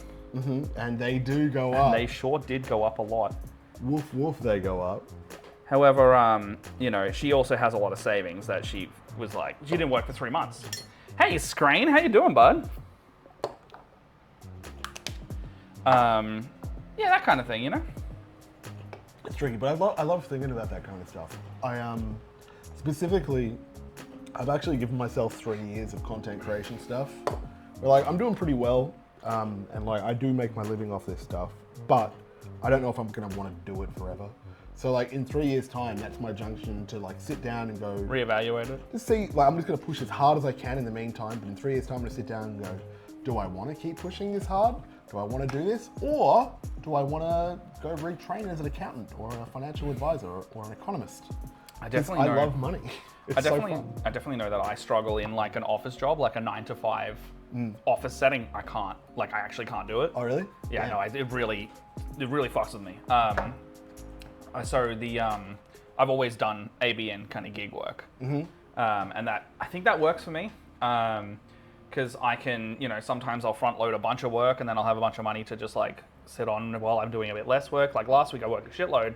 This week I've got like 3 gigs instead by comparison, so I've got like 4 days off. And then when I have the days off, we do this stuff. So like my days are still like Am I stealing your day off? no. If I would be doing something towards my content creation if I wasn't going out to like a gig game. So like it's a day off in the sense that I'm choosing to do this, and that's like a healthier thing for me and the way my brain works, because if I have to do something, if I wake up on a day that I don't want to do that thing, it's like grinding your teeth. It just like it doesn't work the same way as choosing to do the work instead. Yeah, fair enough. I think that's just like I'm trying to like work with my brain rather than against it. I'm generally pretty good at convincing myself that almost anything is fun. I love everything.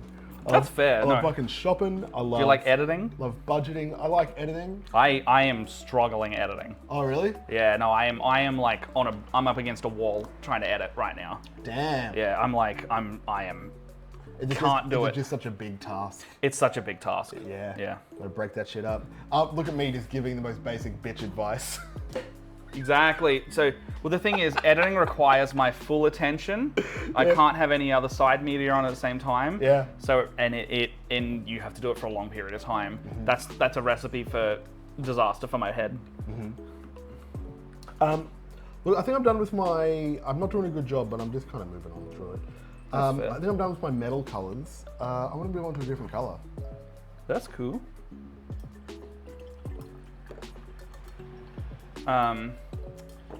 Yeah, we're doing good. It's quite hot today. It's almost 30 degrees. It is 30 degrees. Oh, dude. I I got a Slurpee yesterday. Haven't had one for. haven't had one of those in years. I haven't had one like since Queensland, where I moved down here like 8 years ago. Jess was having a phase where she was like would just buy those weekly. Yeah, and you just blood turns to syrup. Yeah, pretty much. But yeah, no, I haven't had one in a couple of years. But when they were $1, good stuff. It was so good. Yeah. We went on this massive hike yesterday, and then afterwards, I'm like, I just want to sit in the park and drink a Slurpee. Don't judge me. I know That's great. We just did something healthy, but I'm like, no, we're sitting in the park. We're Chase your drinking bliss. That sounds great. Taste the rainbow. Chase your slurp. Chase your slurps. Chase your slurp. Um, Where would you go on this after doing the medals? I nearly did the beer thing again. After the medals, I'm like, well, if you're focusing on armor right now, Oh yeah. there's usually like leather plates on any kind of armor. Yeah. So, do you want refer to here? Here's all your browns. Here's all my browns. So maybe not the fur that you've done already. No. So I use this one for those leather colors, or if you want a bright leather, do that one. I want to go bright leather, please. Bright leather, that's called snake bite. Snake bite. Man, you just know them. Oh yeah, I just do it so often. It's wild. I know this has probably already been done, but I'm going. So you know how like people like in Bunnings will be like, oh, it's a nice eggshell white. I'm pretentious in the way that like I'll look at a color and be like, that's a really nice McCrag blue. McCrag blue? Yeah, because I know the colors by name in my ones. Yeah. But I'll know them in the Citadel range and the Contrast Citadel range. So I'll be like, yes, that's a lovely ultramarines blue you've got there. Are you going to put some Altdorf Guard on top of it when you highlight? I think graphic designers are probably the same, but with like hex codes. You got hex code versions, so I have the physical media version of the same thing. Yeah. Oh, hey, that's a very Ulthuan grey you've got there. Yeah, that's exactly Screen. It's the same. It's right. It's a curse because no one knows what the fuck you're talking about. But I like the little. these grabber. are handy, right? I like the grabber. It's a blessing and a curse because some people really prefer the dropper bottles and they will actually transfer these into droppers, but that requires the palette. But that's a traditional painting thing. With the watery paints, this is better in my opinion. So yeah, I've done my, he's carrying the chest, he's got his little goblin skin. Oh, I'm so slow. I'll speed up. What? No, I've only painted 2 colors. You've done more than me, in fact. Okay, I'm really. I've good at painted this. 2. I'm so good at this. You are, you're doing great. I feel like I'm talking a lot and going slow. Oh, I'm talking heaps of shit. Yeah. So I'll probably do the rim of my chest in an actual silver. When I Okay. say actual, traditional, and then we can talk about that when we get to it. But right now, I'm just gonna paint these like raggedy clothes in. I think that grimy color you painted in. I use a water droplet tool to transfer the contrast paints to your palette. So yeah. So it's Scrains does the dropper bottle thing we were just talking about. All right. No, I'm just so relaxed. It's great, right? I feel You don't live far from me. If you ever want to come over on the weekend, it doesn't even have to be for content. I have my friends over at this table, and you can probably see, look, there's super glue right here. From past painty days, and some people build shit. Yeah.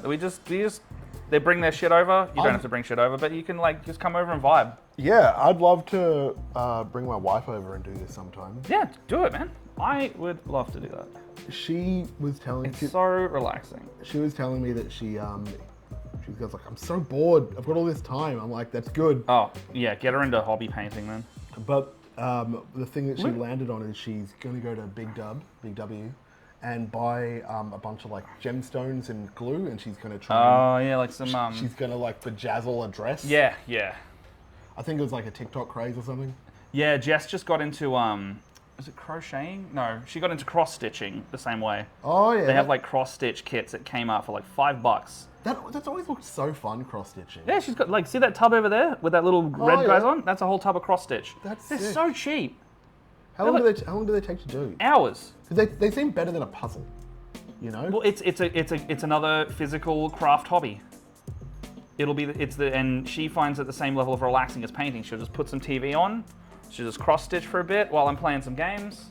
The funny thing is, like, I don't really. This is going to sound psychotic. I don't see like the use in relaxing very much. Like You're doing it right now. I know, but I don't know what the function is yet. I don't know what it's going to do to me. It's Hopefully, it doesn't kill my momentum. No. What it should do is refresh the momentum. Oh, I love momentum. It mentally helps you not feel burnt out. I never feel burnt out though. That's I my secret. fucking disagree with that. I've heard you say burnout stuff. Like what? Last time we were having beers, you felt burnt out, like last year. Oh, I've also got a really short memory. Yeah, that's the ADHD part where we pick up projects at the drop of a hat, but we don't know we're burnt. We don't know we're burnt. Did you just diagnose me with ADHD? I think you fucking might. Yeah, maybe. I know it when I see it. Get out of my head. You know how when people Trying to with incept me. you know how when people with neurodivergencies make friends with other people and it turns out they also have it because we all congregate together. Oh, I had that with people from Brisbane. How good do you get along with Luna? Oh, good. Yeah, Get out of here. she got it. That's fine. It doesn't mean I got it. You might not, but if you can. Usually people will get along better with other people who also have it. So if you suspect you might have it, What's that line from Ricky Bobby? Don't you put that hate on me, Ricky Bobby. no hate. Like I literally put in all of my referrals to get diagnosed last week, and it took me since September to do it because executive dysfunction is a hell of a bitch. I'm not executive dysfunction. I'm functional like a motherfucker. I get shit done. That could be your hyperfocus. You might not have it. Wait. It's entirely possible you may not have it. Wait. You were saying something that was like, because of this, like the executive dysfunction, you might have it. I'm like, oh, I don't have that. I've got the exact opposite. You're like, well, the exact opposite is also it. Because we function in different ways. I have the version. So if I'm into something like painting, fucking tunnel vision it. I will tunnel vision until it's and I will delay everything else around it. Because the association with this is really strong. However, the thing that I don't want to do, I will avoid at all costs. Okay. And that's what that is. You're either the token neurotypical or you're one of the bunch. Zach Naomi is one of the only in the local. Aiko's trying to escape his cage. Oh. Yeah, He's fine. I don't know if you guys know this. There's like a lizard and a snake in here, and Yeah, they're he's over bad. Yeah, Aiko is my blue tongue, and he's trying to climb up the grated part of his tank, but he's too fat, so he keeps falling over. Why would he want to escape? He loves it here. Usually when it gets really warm, they get really active because they're cold-blooded. Oh. So like Because of the warm means energy, so he'll just explore a bunch, and then usually that means he'll explore and then try to get out, and then he'll give up. Classic ADHD lizard. Relaxing is akin to plugging my phone into a wall charger. Ah. ADHD folks travel in packs. If you look around at everyone you know ADHD, I hate to break it to you, but you could have it.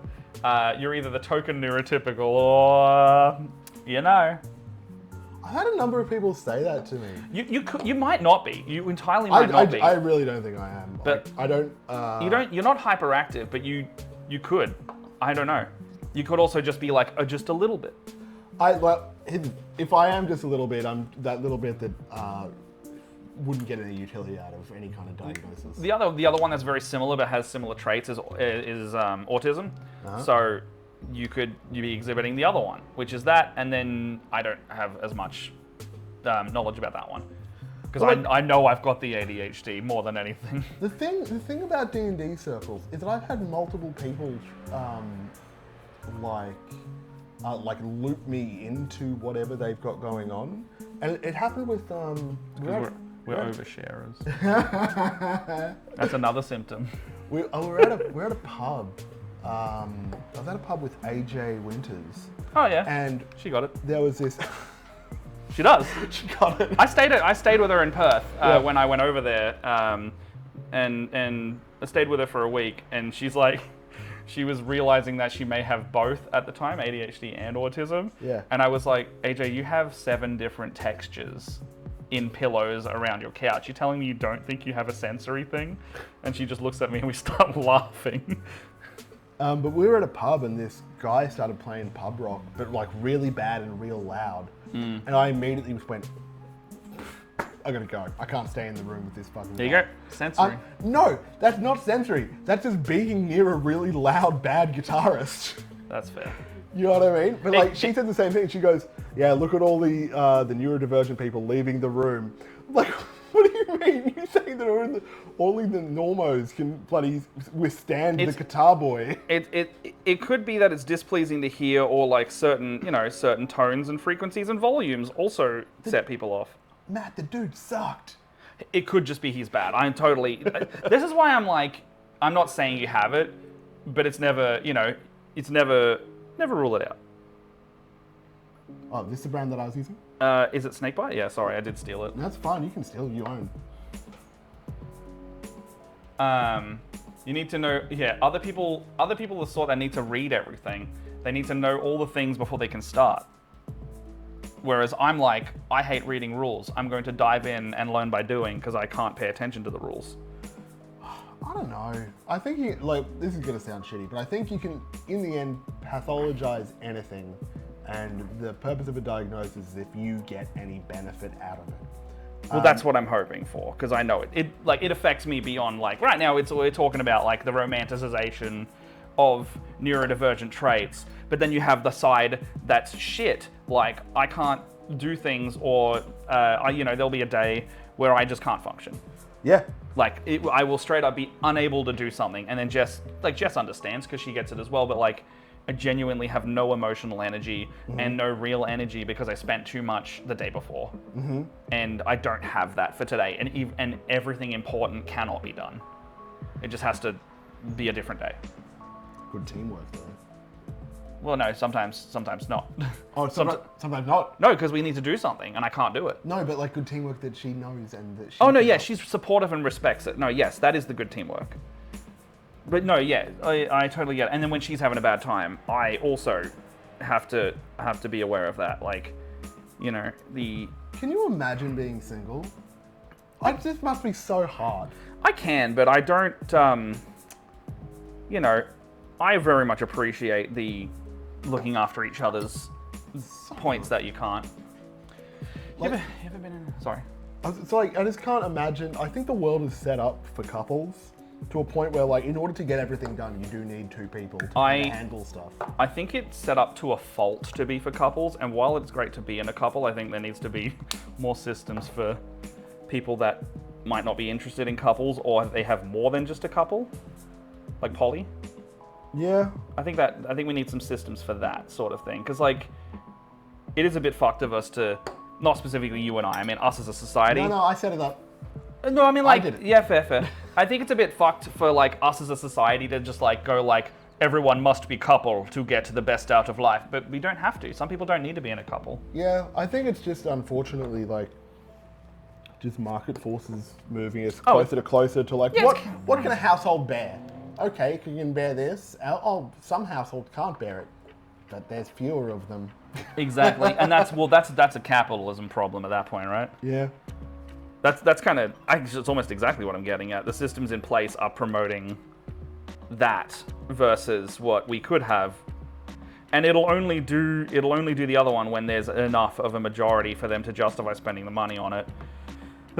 But it's not ethical. Guys, it is your moral duty to break up with your girlfriend. That's what we're saying. That's exactly saying you either got to be poly, you got to be single, or you got to break up with your girlfriend. There is no in between, and I know I've said every option, but you got to fucking do one of them, or else you're dead to us. No, sorry.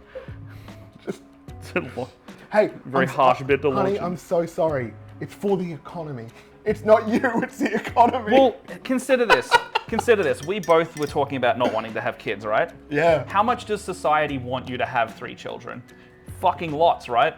Because they want you to put out little workers so the economy will keep going. I'm not sure. I'm not exactly sure how I feel about societal pressure to have kids. I feel it constantly. Oh, really? Now that I've just turned 30, You're the eldest? I'm the eldest son. Yeah. Uh, I'm the youngest. Nobody asked me for shit. and like people will go to Jess and go, oh, when are you having kids? She's like, I'm not. And they're like, oh, you just give it a few years, you'll want kids. And she's like, no, I want a hysterectomy if I could get one. But my doctor won't give it to me because they call me a hysterical woman and tell me I can't have one. But and they tell me what I can do, you know. The whole like you don't know you don't want it yet. You'll have them, you know. You'll turn 35 and suddenly you'll want to have a kid. And she's like, I think having a kid is the least thing I want to do in my life. Yeah. Here's the thing. Nobody checked with me. I got a vasectomy. Well, that's because you're a man. Yeah, but they didn't go. I mean, nobody checked with me. I'm pointing out that it's weird. Oh yeah. Uh, Sorry, I came at you hard. no, there. that's fine. You can come at me to your house. Women getting hysterectomies is like a double-edged sword because one, no periods, great, but bad, menopause comes sooner. Yeah, but the not having kids part. Oh, that's the benefit of Like the not having kids part. Like what? Sorry, I'm going back to screen because we were talking about ADHD before. Like, you know, if the benefit's not having kids and you go through menopause early, like menopause will stop. Having a kid won't. If you've ever been in a situation where someone's talking to you and you have completely forgotten literally everything they said in the sentence, while they're in the middle of saying it, you either have to just give a non-committal yeah or admit you've forgotten absolutely everything already. All the time, fucking every day of my life, I will be looking someone dead in the face and forget what they said to me immediately after they've stopped saying it. Have you ever forgotten an old friend's name? Yes. Like a really true, valuable companion? I mean, not so, like, it'll be like, I'll forget the name of them while I'm talking to them, but it won't be like, I don't know your name. It's like, the word isn't in my brain right now. Anyway, good to see you, bro. Yeah. Usually it actually happens more with friends that I see a lot. Okay, computer. Good album. The Pokemon. Oh no, okay, computer. That's an album. Oh. Okay. My brother in Christ, I just put down a pot to rain Pegling in front of it and then lost it. I lost one of our mics for about 45 minutes before this stream. Yeah. Could not find it. There's another one. You put down something, object permanence, it's gone if you can't see it. That's why there's so much shit around our house you can directly see. Okay. Yeah. Now We have to put the cheese in the vegetable drawer because otherwise the vegetables go bad. Look, I'll give you that one. I do the same thing. I say, look, if I have something that I need to interact with daily, I go, Lauren, please don't put this away. Otherwise it doesn't exist? No, otherwise I either won't be able to find it or I won't do it. Like if it's like... Yeah, so that's object permanence. I've got a bald, knobbly head. I have to shave my head every day. So I asked to have the razor out. Getting a phone call. Unplug your mic. Or just turn it off. Otherwise we will hear it. Hello? I missed it. Oh. I'm gonna call back.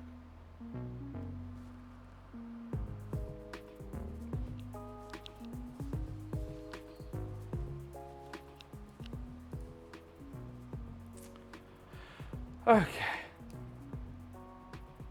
If the mic's not off, I'm just going to mute over here as a side Oh, note. it's unplugged. Just go again. It's unplugged?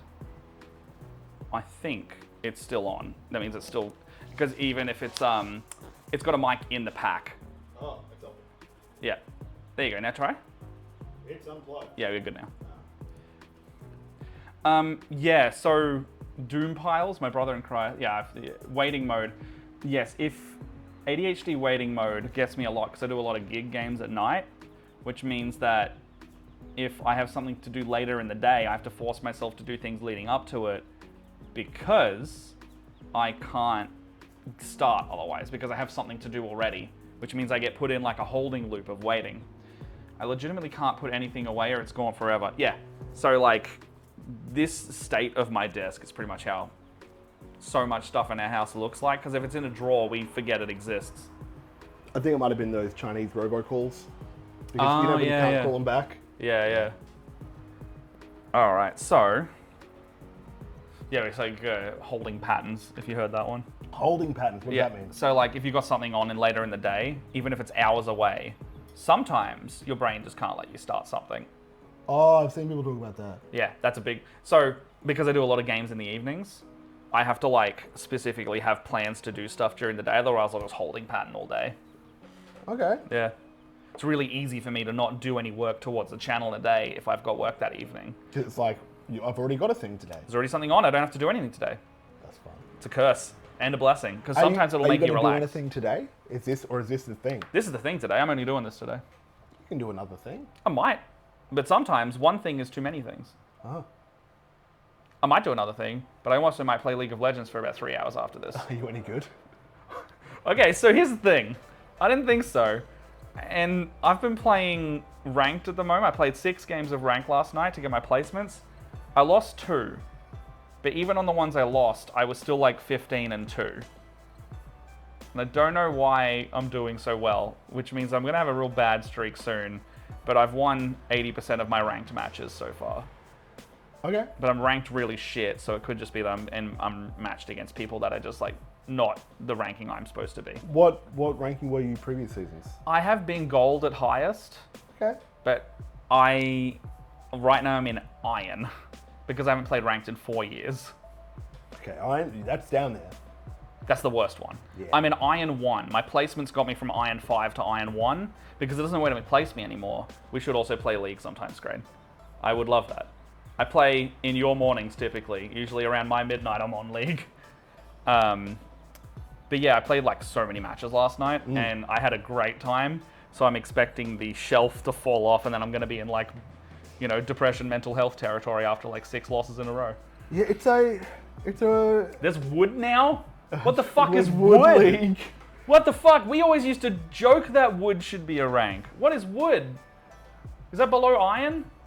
Look, I've stopped playing games.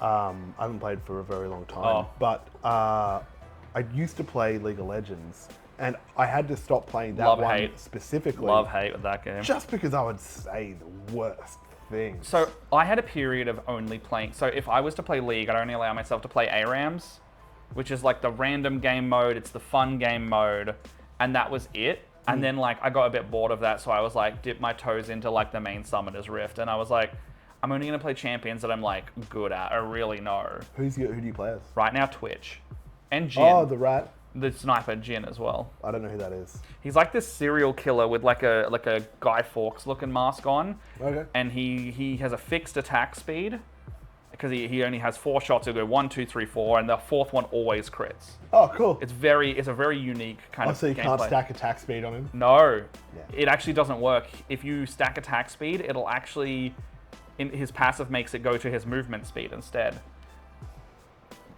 What you want to do is, when he crits, he gains a burst of movement speed. So you chase people. Oh, okay. And annoying. And his ultimate is a massive, like, very long-range sniper rifle, but he can't move while he's doing it. Shoots 4 times, last one crits for massive damage. Okay. Very cool. Is it like, what's the sniper girl's name? Caitlyn. So she's kind of like, you choose someone and you shoot. Yeah. His is skill shot based. So it's a wide cone, and you point your arrow and press the shot, and you go pew, pew, pew, pew, and then it'll do all 4. I heard the crit. Yeah. Did I actually do it? Yeah. Ha! It's like a bigger shot. I got it. Yeah, that was good. Did you ever play Teamfight Tactics? No, I didn't. I played that a little bit, just as a mobile game. It was really interesting. I like those kind of auto battlers. Yeah, it's gotten huge at the moment. Like, League is really hammering into it, focusing on it. Well, aren't they? They're firing everyone, I think. They did. They fired a lot of people, but they also said they're refocusing into just League. Their live actions, like the animations like Arcane, Valorant, and Teamfight. They're like their main 4 properties now. And they're stopping their indie dev area. Do you have like a royal blue? I do. How blue? Ostentatious. Like this, or like obnoxiously blue? Not like... Let's do some tests. Okay, we'll do some tests. That one's kind of like a pretty classic blue. That'll look a bit more like this. That's the blue one. Oh, use that then. Yeah, I'll see that. One thing I do at my day job, I work 2 days a week for newspaper stuff. In And- layout stuff? Yeah, page layout. I think I remember that, yeah. But one of the things I was in charge of was, come on, let me So get this. usually with these ones, the wider bottom will help you out because Oh. there's like a little pad. Oh, yeah. There we go. But I was in charge of setting up these illustrations for, when horse racing goes around and the jockey wears special colours. Yeah. Oh, yeah. So I was in charge of doing like all the designs for those images and stuff, and then kind of like training the system to piece those together to create a full jockey silk. Yeah. And so when I said a royal blue, that's like one of the jockey silk colours. Yeah. When I picture royal blue, I picture like this kind of stuff, yeah. Okay, good. So yeah, like if people were to be like salmon and like describe actual colors, I can equate them to these. Do you think it's disrespectful to salmon that they are a colour? Because that's what it is. It's color of the meat.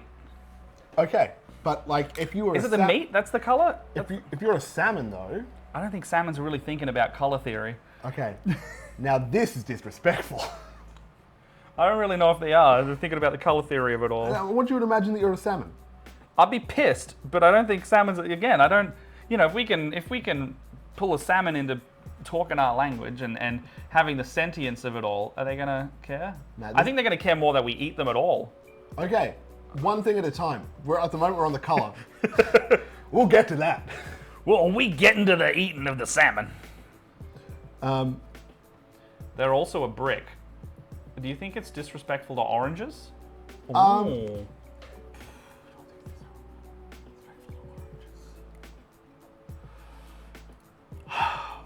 I'm not sure. You put a lot of thought into that.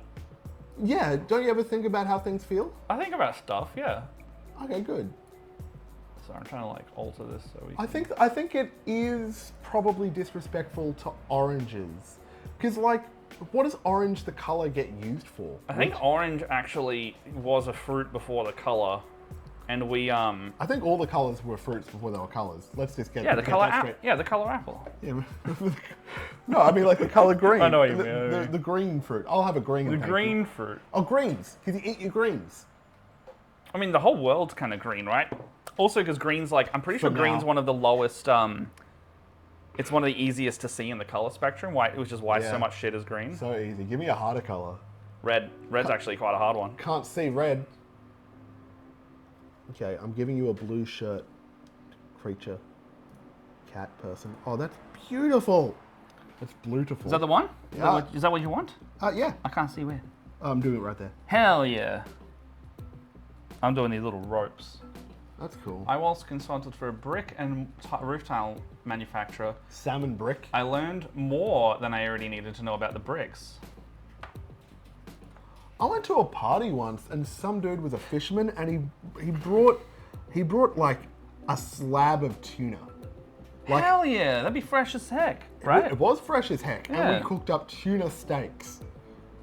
That sounds awesome. I mean, I don't eat seafood, but that sounds rad. It was fine. Like, I can respect the hell out of that. But like he just obliterated this fish that morning and then he brought it over and it was just like this massive chunk of dude. Like, it just seems so rude. You know what I mean? Do you like consider that when you eat your chicken? Or, I am. Are you veg? I'm a vegetarian. Ah, I'm a vegetarian, which means I'm better than some people. that's right? fair. Did you know my brother, going down the vegetarian route, he's not a vegetarian, but he doesn't like to eat vegetables because he thinks they scream when you cut them. Genuinely? Or is Yeah, that, he is thinks it they a bit- release a chemical that makes them like, scream or something, and then cause them to taste bitter. Hey, does he eat meat? Yes. Well, here we go. Oh no, it's not even like judging on the vegetarian side of things. He's just kind of weird. Okay. I've just heard him say these things. It sounds like a bit. Maybe not your. It's not a bit. But it sounds like his bit. His bit? As in like a joke? Yeah, he's doing a bit. And you've missed it. I don't know, he's pretty into crypto and got tricked into investing in a timeshare, so. Oh, really? Timeshares will get you. Crypto sometimes get you rich. Yeah. Did you get him rich? No. Yeah, I should have picked a Hold on. Yeah, as I say, he got tricked into a timeshare. I'll let you answer that question. I don't know. Where do you get that timeshare money? I don't know. He did. Yeah. Look, I love my brother. I love your brother too. He says some. He's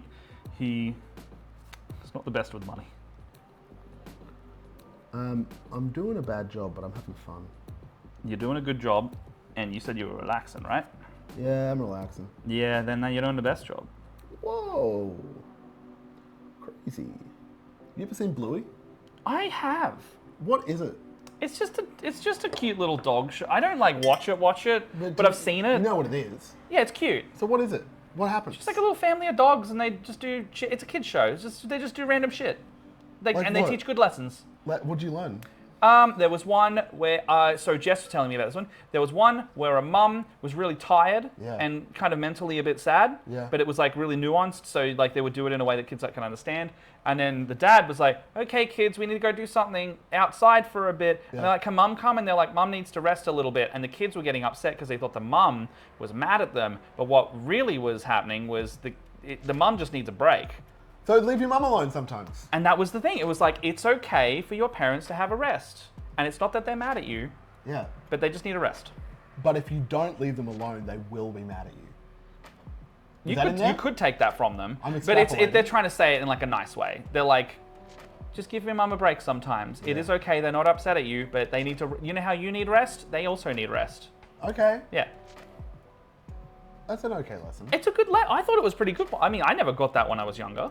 No, I just Like I just had Powerpuff Girls or whatever the fuck I was watching, or fucking Yeah. Naruto or something, just being like, fighting crime, trying to save the world, just in time. You know, we beat up the monkey. Yeah, well, I hate this monkey. Exactly. So I have an indiscriminate hatred towards green monkeys instead of letting my mom have a rest in the daytime. Yeah, fair enough. I No. bet she hates the monkey too. Exactly. Well, yeah, no, that's kind of Bluey. It's like, it's really good. Parents are really liking it because it's teaching kids good things. It's also tricking a lot of kids in the world that aren't don't have an Australian accent to speak in an Australian accent. Really? Which is really fucking funny. Because Did we get 'em? We got him. We fucking got him. Get fucked, We America. got him. Yeah, no, we it's Sorry. so funny. So many parents will be like, my kids are speaking like Bluey and Australians because they watch Bluey all the time, and they're now copying the language like it happens to us when we were younger. My kid just dropped a C-bomb on me. I think it was so funny. Someone did animate. Do you know Family Guy? How Brian the dog got hit by the car and died for a bit. I haven't. If you didn't know that, there's your I've there's your only seen context. season 1, and that didn't happen in season 1. I only heard about this because I started watching Family Guy a very, very long time ago. But I heard they killed the dog, and then they put another dog in that was just so obnoxious they had to get rid of that dog and then bring in the other one back. But someone edited the scene where that dog gets hit by a car and dies to the Bluey opening intro. And so it's basically Bluey getting hit by a car. That shouldn't. What's the lesson here? There was no lesson there. It was just a funny TikTok I saw, and I was like, that's fucked up. Our lesson: dogs don't live that long. Don't get attached. We don't need to have a lesson to everything. Sometimes it could just be a shit post. One time I was hanging out with my niece at her birthday. She was like 7 at the time, and she had a dog named Peaches. Ropes. Wow. And I said, even though you're 7, because Peaches is 2, he's actually older than you in dog years. And then she goes, no, what do you mean? I go, Oh, yeah, they I- don't get it, yeah. and I was like, oh, well, because dogs age 7 years for every human year. So your dog is actually 14 in dog years. She goes, what? I go, well, dogs only live for about 10 years. Oh, no, they didn't know that, did and they? Then I just saw her internalize that. The conversation didn't continue. You traumatized that kid. But what she did is she goes, No. and then I walked away. You told something to that child that they will live forever with. She's cool. I think that's another reason why I'm like, I don't know if I want kids. Because I don't want to affect someone that permanently. Yeah, I don't want them to know what happens. I don't want them, because my parents, growing up, now I'm an adult. I think if I had me at my dad's age, I would be 2 years old right now. Like, as in, like, me at 31 would have a 2-year-old kid I follow. if I was you know, doing the same as my dad. And I can't I don't think I don't know if anyone else thinks this, but I don't think I could fucking raise a kid right now. I don't know if I would be capable of doing that. And he had no choice. He just got to do it. Meanwhile, he also had an 8-year-old kid with a past partner. Because I think he had that child at like 21 or 2. And I'm just like, you have 2 kids by this point. One of them is in school and the other one is a toddler. That's terrifying. That's a lot of responsibility. I could have a kid. I just don't think I'd like it. I think that's I think that's the main other thing. I don't want to end up not liking the experience of it. I could have some kids. You know what I mean? There are definitely kids I could have. Yeah, no, but they're There not. are other kids that I can't have. You know what I love? I love other people's kids. I don't. Not in that. Hold on.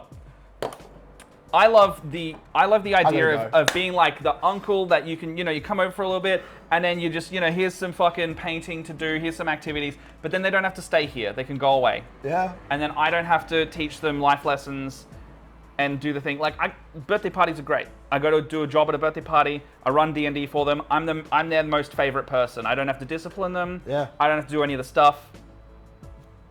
It's done. That's it. That's all the thing. I started that fucking conversation horribly. I don't know what to say to children. I don't know what Bluey is. I didn't know. You should just watch a TikTok of Bluey. It's cute. It's fun. Nah. You don't have to watch the whole show. Why not? Do you want to watch the whole show? Well, if I'm going to have an opinion about something, you got to have a little bit of Just context. watch some They're only like 5 minutes each. Are they? They're fucking. Kids are losing their shit over a 5-minute cartoon. No, it's like 10 minutes, but like. Mate, what we had was 10 minutes. Yeah, Powerpuff Girls was 10 minutes each. Was it? Yeah, you fit 2 of them at a half-hour block. Yeah, dude. Dexter's Lab, they're all 10 minutes. They're 12-minute shows. Okay. And we did that's how it's always been. Steven Universe, one of my favorite shows of all time. Still a kids show. Fucking awesome for queer representation in a series. Great, good shit. 12 minutes an episode. How long was the trapdoor? I think they were like 5 to 10 because they were stop motion. They had to be real short. The animators would get tired. Well, they cost a lot of money to animate that stuff, right? Clay's not cheap. What's it called? The Trapdoor? Yeah, Trapdoor show. Don't you open that trapdoor. Well, I put in a typo and... Because there's something down there. Trapdoor. I reckon I could find a video of this. An episode was 20 minutes, but that is episodes 11 to 15. Oh my God. They're 6 minutes each. Do you remember his name? Remember, our time span back then was so much more exaggerated as well. We don't understand the concept of watching stuff. So half an hour is an eternity to some people. Yeah. I used to feel like the amount of time between getting home from school and going to bed was just like heaps. Yeah, and now it's just like... Now it's like, where did it go? Well, exactly. Well, that's it, right? It'll be a 2-hour gap from when I get home to when dinner is, and I would have a long time filling that. I'd go to the park, I'd run around, ride bikes. Yeah. Heaps of shit. But that's kind of the time scale we're looking at, right? Yeah, I guess. It must be frustrating for like... Because I know what that relationship feels like from a kid's perspective, where time is going slow for me, fast for the parents. I don't know what that's like from a parent's perspective. If you're... Oh, don't clip that. you fuck. What are you going to do? Oh, I love other people's kids. It's like because you can give them back. Oh, I know. That's a better. Yeah, all right. Very good. Oh man, Not the first part I'm of that relaxing too much. I'm going to sleep. It's good, right? I don't know. See, I fall asleep playing video games by accident. This takes up more concentration. What was I using for my brown, for my leather? Because I missed a bit. Snake bite. Can I steal some snake bite? Yeah, go for it, bud. I'm already done that.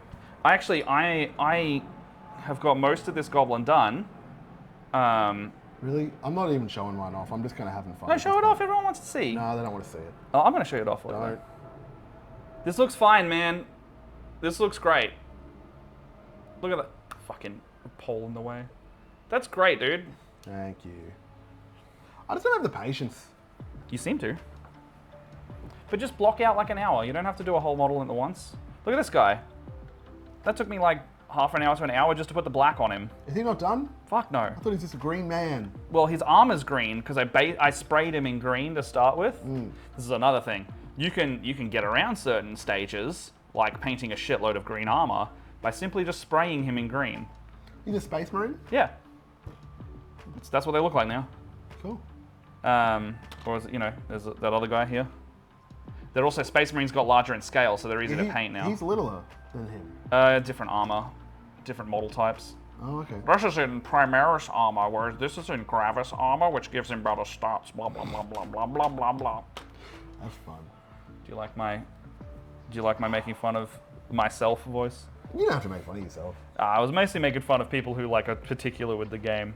But yeah, no, it's just like the way you want to do it is the way you want to do it. Like this is an orc, but he's got a little beanie on and a big gun with a bunch of bullets coming out. He's pretty cool. Yeah. I buy models because I think they're cool as well, mostly. Yeah. What's your least favorite model? What's the model you bought and went like, actually, do you know what? Fuck this guy. There were some Etsy models I bought that were 3D printed, Oh yeah. but they were clearly over designed. So they have like too much shit on them everywhere. And I really didn't enjoy painting them because what ended up happening. Oh, we're good. What ended up happening was like you had to paint too many small details.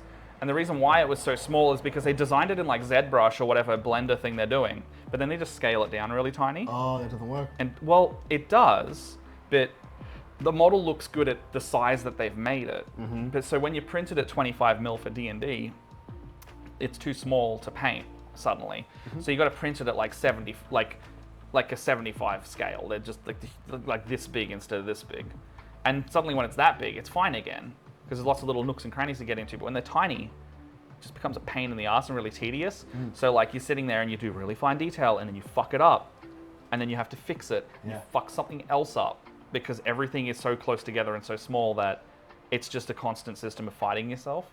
So what I ended up doing was I just went, it's all that color now. It's all one color. Fuck it, I don't care. This is my blue guy. It's done. Well, it's in like all of the little bits of chains and jewelry and bangles and like talismans they got. It's all fucking brown now. I don't care. And I just left it. Yeah, good. That sounds exactly what I'm doing, but just because I didn't know there was an option to do otherwise. You can do, well, because you can do as much as little you want. And the reason why I like Warhammer, and this was an Etsy MIDI, but it's designed for painting, because he's got like, he's got detail, right? But it's all like smaller amounts that you can get to with a brush fairly easily. Like I would say this guy is designed with painters in mind. Yeah, I like his I like the trim on his cloak. Yeah. All Warhammer is also designed with a lot of detail, but with painters in mind because they need to make it large shapes that you can get a brush onto easily. And then if you want to go really, really creative with it and have a lot of detail, there's nothing stopping you doing little scratch textures with your brush or little, weathering and doing extra little steps to do all those bells and whistles, like highlighting. Do you ever use a spray can? All of these are spray can. Oh, cool. That tub back there has about 10 spray cans in it. Cool. That's the easiest, like this is sprayed in white. This one was sprayed in black and then white on the top. That's why it looks like that. So it mimics the sun. And because the paint's transparent, you'll actually see the effect on this one. On the top, it's nice and bright. But if you were to look underneath, oh God, sorry chat. If you were to look underneath by comparison, he's got a lot of a darker green, even though that's the same shade of green I just painted on the top and the bottom. It's because the spray paint has done the shading work for me, much like the slap chop. Okay, that's pretty cute. So that's what I've done with your model there. So if you were to look at the bottom side of the Mini versus the top, it's a lot darker than the top. Do you know what's funny? I had noticed that and I thought it was because I was fucking it up. No, that's specifically, it's specifically like the way you prime it to paint it. That's so cool. Yeah. So like these guys also have that going on. So, but if you were to paint just this little fish guy, he doesn't have that on him. So he would look the same color all over. So he's actually going to look a lot brighter than this guy by comparison. He's beautiful. It's a good little Mini. I really like that. Do you have a 3D printer? I do, but I'm terrible at using it. What do you? Don't you just like set and forget? No, fuck no. That's what I wanted. That's what I wanted. I don't know how printers work. Yeah, no, I'm really bad at like leveling it and getting the settings right. Like, got a couple over there that I did, but the exposure time was too long, so I lost all the detail. And I just need to have like a day to like nut it out and figure it out a bit more. But like, I've had some successful prints recently, and I want to do more of it. But I've only printed for like 2 years, and I've only printed like 4 things because I just keep fucking it up. Yeah, it seems. I reckon it's probably the most futuristic thing that I've ever seen. It's so cool. It's a hobby. So you have painting. 3D printing is a separate hobby on its own. Yeah. And I thought it was just going to be like, yeah, just pop a print on, just forget about it, come back in like 4 hours. No, there's like maintenance and all this other stuff, and that's why I haven't printed much. If you could show one piece of Need a technology, day to nut it out. if you could show one piece of technology to someone from the past, I think it'd probably be that. and you wanted to melt their, just absolutely cook their noodle, you reckon it'd be 3D printer? It would either be my phone as it stands, like with a connection, Yeah. or a 3D printer. Those two things are like sci-fi as hell. How about this one? What? Microwave. What do you mean it went in the box and now it's hot? Where's the fire? Yeah, that one's a pretty good one. But this one's like, I have humanity's knowledge in the palm of my hand I don't. at a moment's notice. Yeah, but I don't think you could get them to comprehend that. You could look up how a microwave works with that thing. Yeah. But Be like, have you heard of a microwave? And they're like, what's that? And I show them a photo of it, and they're like, where did that come from? Be like, the internet. And then they go, fuck. weren't you talking before about like tactile stuff? Like the fact that you can go, here's this cold thing, put it in here, comes out, now you're burnt. It burnt you. True. With science. But I reckon 3D printers up there. I think 3D printer would be like, when a 3D printer came out, like the first time I heard of one, Yeah. like, was that 10 years ago now? When did they start coming out? Whenever they started coming out like commercial, I straight up was just like, that's some crazy sci-fi shit. Because like, we are taking something from the computer Yeah. and we've worked out a way to manifest it out of tiny liquid plastic.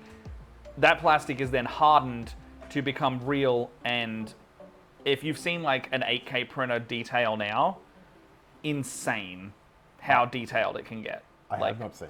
like it's like this quality or better. Whoa. Like with no print lines or anything. That's pretty cool. Like this guy, you can probably see some print lines on it if you were looking really closely, but he's pretty good. I As like, is. I He's- really like the turquoise you did on his hammer. It's supposed to be like a jade warhammer, so I'm gonna like shade. Do you want to learn about shading? Okay. So Yeah. I brought this guy specifically out to do some of that. Teach me. Can you grab? Is there Set me on a quest, I'll find it. is there like some tall pots like this in that box? Like this. No, like this kind of tall pot Oh, tall.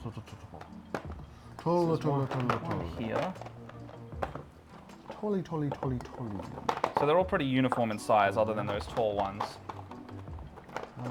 Is that a tall one? Yes, that's one. Okay. How many do you need? I'm specifically looking for a brownish one, but I don't know if it's in there. Could you go, actually instead? Could you go over to the big paint box over there? Big paint box. The big one, the big wooden one. This. Yep. In there, on the bottom shelf, there should be some more tall pots at the back. Oh, okay. That one's probably like a mud texture, I think. Does this slide Yeah, out? just slide it out. Oh yeah, some tallies at the back. Can you grab one that's either Seraphim Sepia or Agrax Earthshade, or both? Here's, Sepia? yeah, sepia. Sweet, that'll work. So shade paints work similar to the contrast paints, but you don't need to do this. This is on a traditional painted model. Yeah. Now, the function of these is the second step after you've done all this base coating, and their purpose is to precisely. So is it primer, base coat, shading? Yeah. Okay. And And then in between? contrast is just primer contrast. That's it. Okay. And only if you want to do extra things on top of that, you need to do things with contrast. But as it stands, contrast function is to base, shade, and highlight all in one coat. Yeah. That's why they brought them out, to make people like get into painting easier. So what we're going to do here is, this is really inky and liquidy. So this is like super thin. And what we're going to do this is define the other values of it. So we just take, actually I'm going to go a bit bigger of a brush. Bring out the big boys. Bring it out to the big brush. Because this one is like, because it's so transparent, you can just do kind of whatever. So I'm going to go with this big guy, and you just slop this on, and it will define, and it'll tint it a little bit, but it will basically coat all of this and make it, usually it will do what the contrast does and seep into all the recesses, Okay. while leaving the top fairly untouched. So see how the brown, this darker brown hasn't really lost anything? This in here has, but on the next step called layering is where we kind of bring that back up again anyway. Is this paint that you have watered down? No, this is how it comes. Okay. The other option to do is you can just get your regular paint and water it down. Okay. But this is like specifically for this job paint. So like, you know, if you wanted to be a bit more frugal and not have to buy 4 different kinds of paint, you can turn your regular pot of like this size pot into any of these with the right amount of water and thinning. But they've made it so you know, they want you to buy more products. Yeah. So they bring out shade paints and base paints and layer paints and contrast paints. They bring out like one of each in each of the colors. So people like me are just like, I don't want to sit there mixing for like 30 minutes or 5 minutes or however long it takes to get the right consistency. I want to pick it up and use it. And you know, 5 minutes into it, this guy has got a nice shade on it now. And so this being a mini that is in hell with everyone. Why did you pick brown for this? Just on brand. Yeah, no. Because I've got a lot of browns on the mini, so I want to like darken all of the lowest areas of the brown, and I want to accentuate anything that is brown. So with gold, usually you'll tint it in a brown like that because it'll look a bit more red now, and it'll go a bit darker. With other browns, you want it to be brown. So with this, I'm actually going to, with this jade up here, I probably won't use brown. I'll switch over to one of the ones that we grabbed out earlier. But anything that's got a similar brown color, you can, and it will also uniformly blend everything together a bit more in a way that makes it look like it's supposed to be like that. Because sometimes you can put a bunch of colors together and they suddenly go like, oh, they don't look like they're fit together, but suddenly you shade it all together and now they're all closer in the same hue now, because they've all got a bit of that brown or all got a bit of that red or whatever color you've chosen to do the shade in. You've got so much color knowledge. Just attrition, just by doing it a lot. But it's cool. I watch a lot of YouTube as well, I guess, but it's cool that you've got this skill, because it is like a real skill. Yeah, the more I've done it, the more back when I started the painting show with Leia, I was just like, just kind of doing whatever. But like, I've actually passively picked up on a lot of color theory now. And there is science to it. Like, if you like the science side of painting, there is like specifically like, if you want to paint like this, do this color and this color in this order, shade it with this, do this, and it will look like this. I really like the idea of, you've got, Broken Eyed, thank you so much for the raid. Hello everyone. Have we just been raided? Alright then, let's go. Hello. I'm above it. I'm above it all. Oh, you are above it. How did you do that? Well, Cool. thank you so much.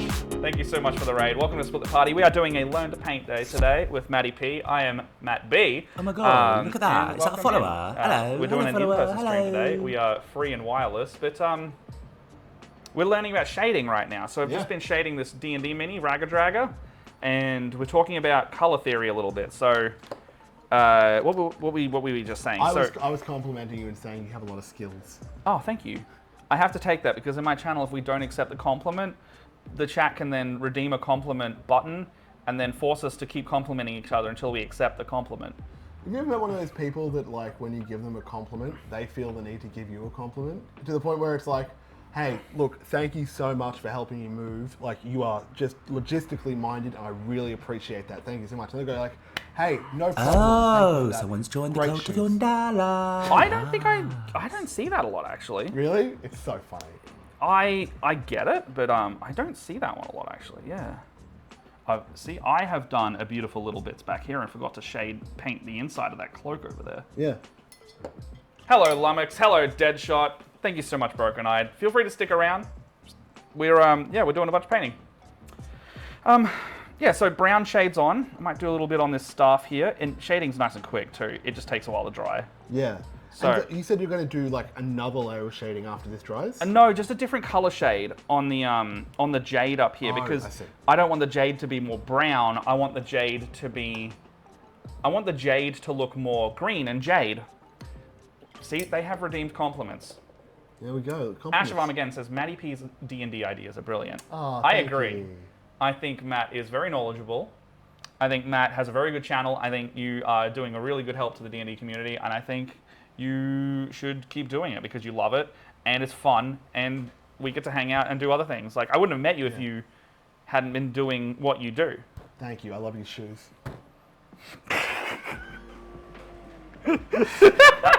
Yeah, fair enough. See, isn't it weird? Yeah, that's fucking weird. I didn't like that. I didn't like it either. Alright. Because you're not wearing shoes. I'm not. No, I'm raw dogging the ground today with my feet. I'm in my house. Should wear shoes. So, I'm actually going to use... There's a color I want. I actually don't know. I've kind of Oh, here given it is. up on painting. I'm just kind of like enjoying hanging out. I hope that's all right. No, do you want to finish it? Because you can take that home after. And then that's your trophy. I feel ashamed. Why? I don't know. I just feel like... Chat. Show chat. All This is right. what we do. This is what I did. This is what we do. He's half done. I've got some Yeah, blues, got some browns. you should finish it. I'll fucking finish him. Yeah, finish it. All right. That's what you're here for. Yeah, Alright. I should finish it. Because if you finish it, we can. I was just enjoying hanging out. I want a red. A red? What want a kind red of? for How a- red? Red for a scabbard. This is kind of like a crimsony red. It'll look pretty bright. Yeah. Good. It's like This one's actually a shade paint red, but it's got the same formula as contrast, so it'll look like You said a lot of words for red. it'll look like that. That's too brown. Yeah, it's like a blood red. That's a super bright orange. That's a beautiful color. This looks tasty. That one looks yum. Yeah, it looks I'd drink real that. good. No, I don't drink that. Look, here's the thing. This will kill you, but it'll be worth it. It'll be good for a little bit. So What about this? Is like a rose? that's a magenta color. Yeah, that'll- that'll be super bright magenta. Yeah, that'll do. I'll All just right, fill go my for that. scabbard. Yeah, go for it. Test it if you want. I know how bright that is. That's I like the idea of not testing. quite neon. Okay, yeah, go for it. It's Oh, I should probably. pretty neon. I want to put it on this number. Yeah, give it a little go. Give it a little bloody shake up, mate. I'm gonna just change my exposure down a bit.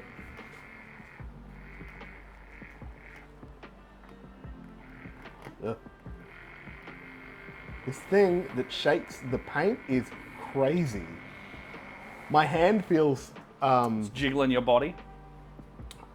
You know how some people have that thing where it's like, oh, they feel like they're a passenger in their own body, like they're an NPC. Oh, like dissociating. Yeah. I just disassociated my hand. Like, whose is this? Screamer pink or corn red. We're using contrast paints today, so he's got the Doomfire magenta out.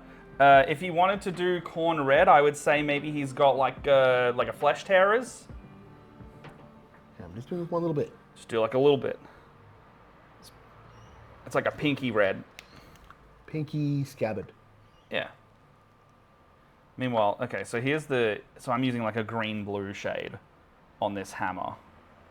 And so I'm just darkening down the exact same tone that it already is, but I'm just adding some definition to it.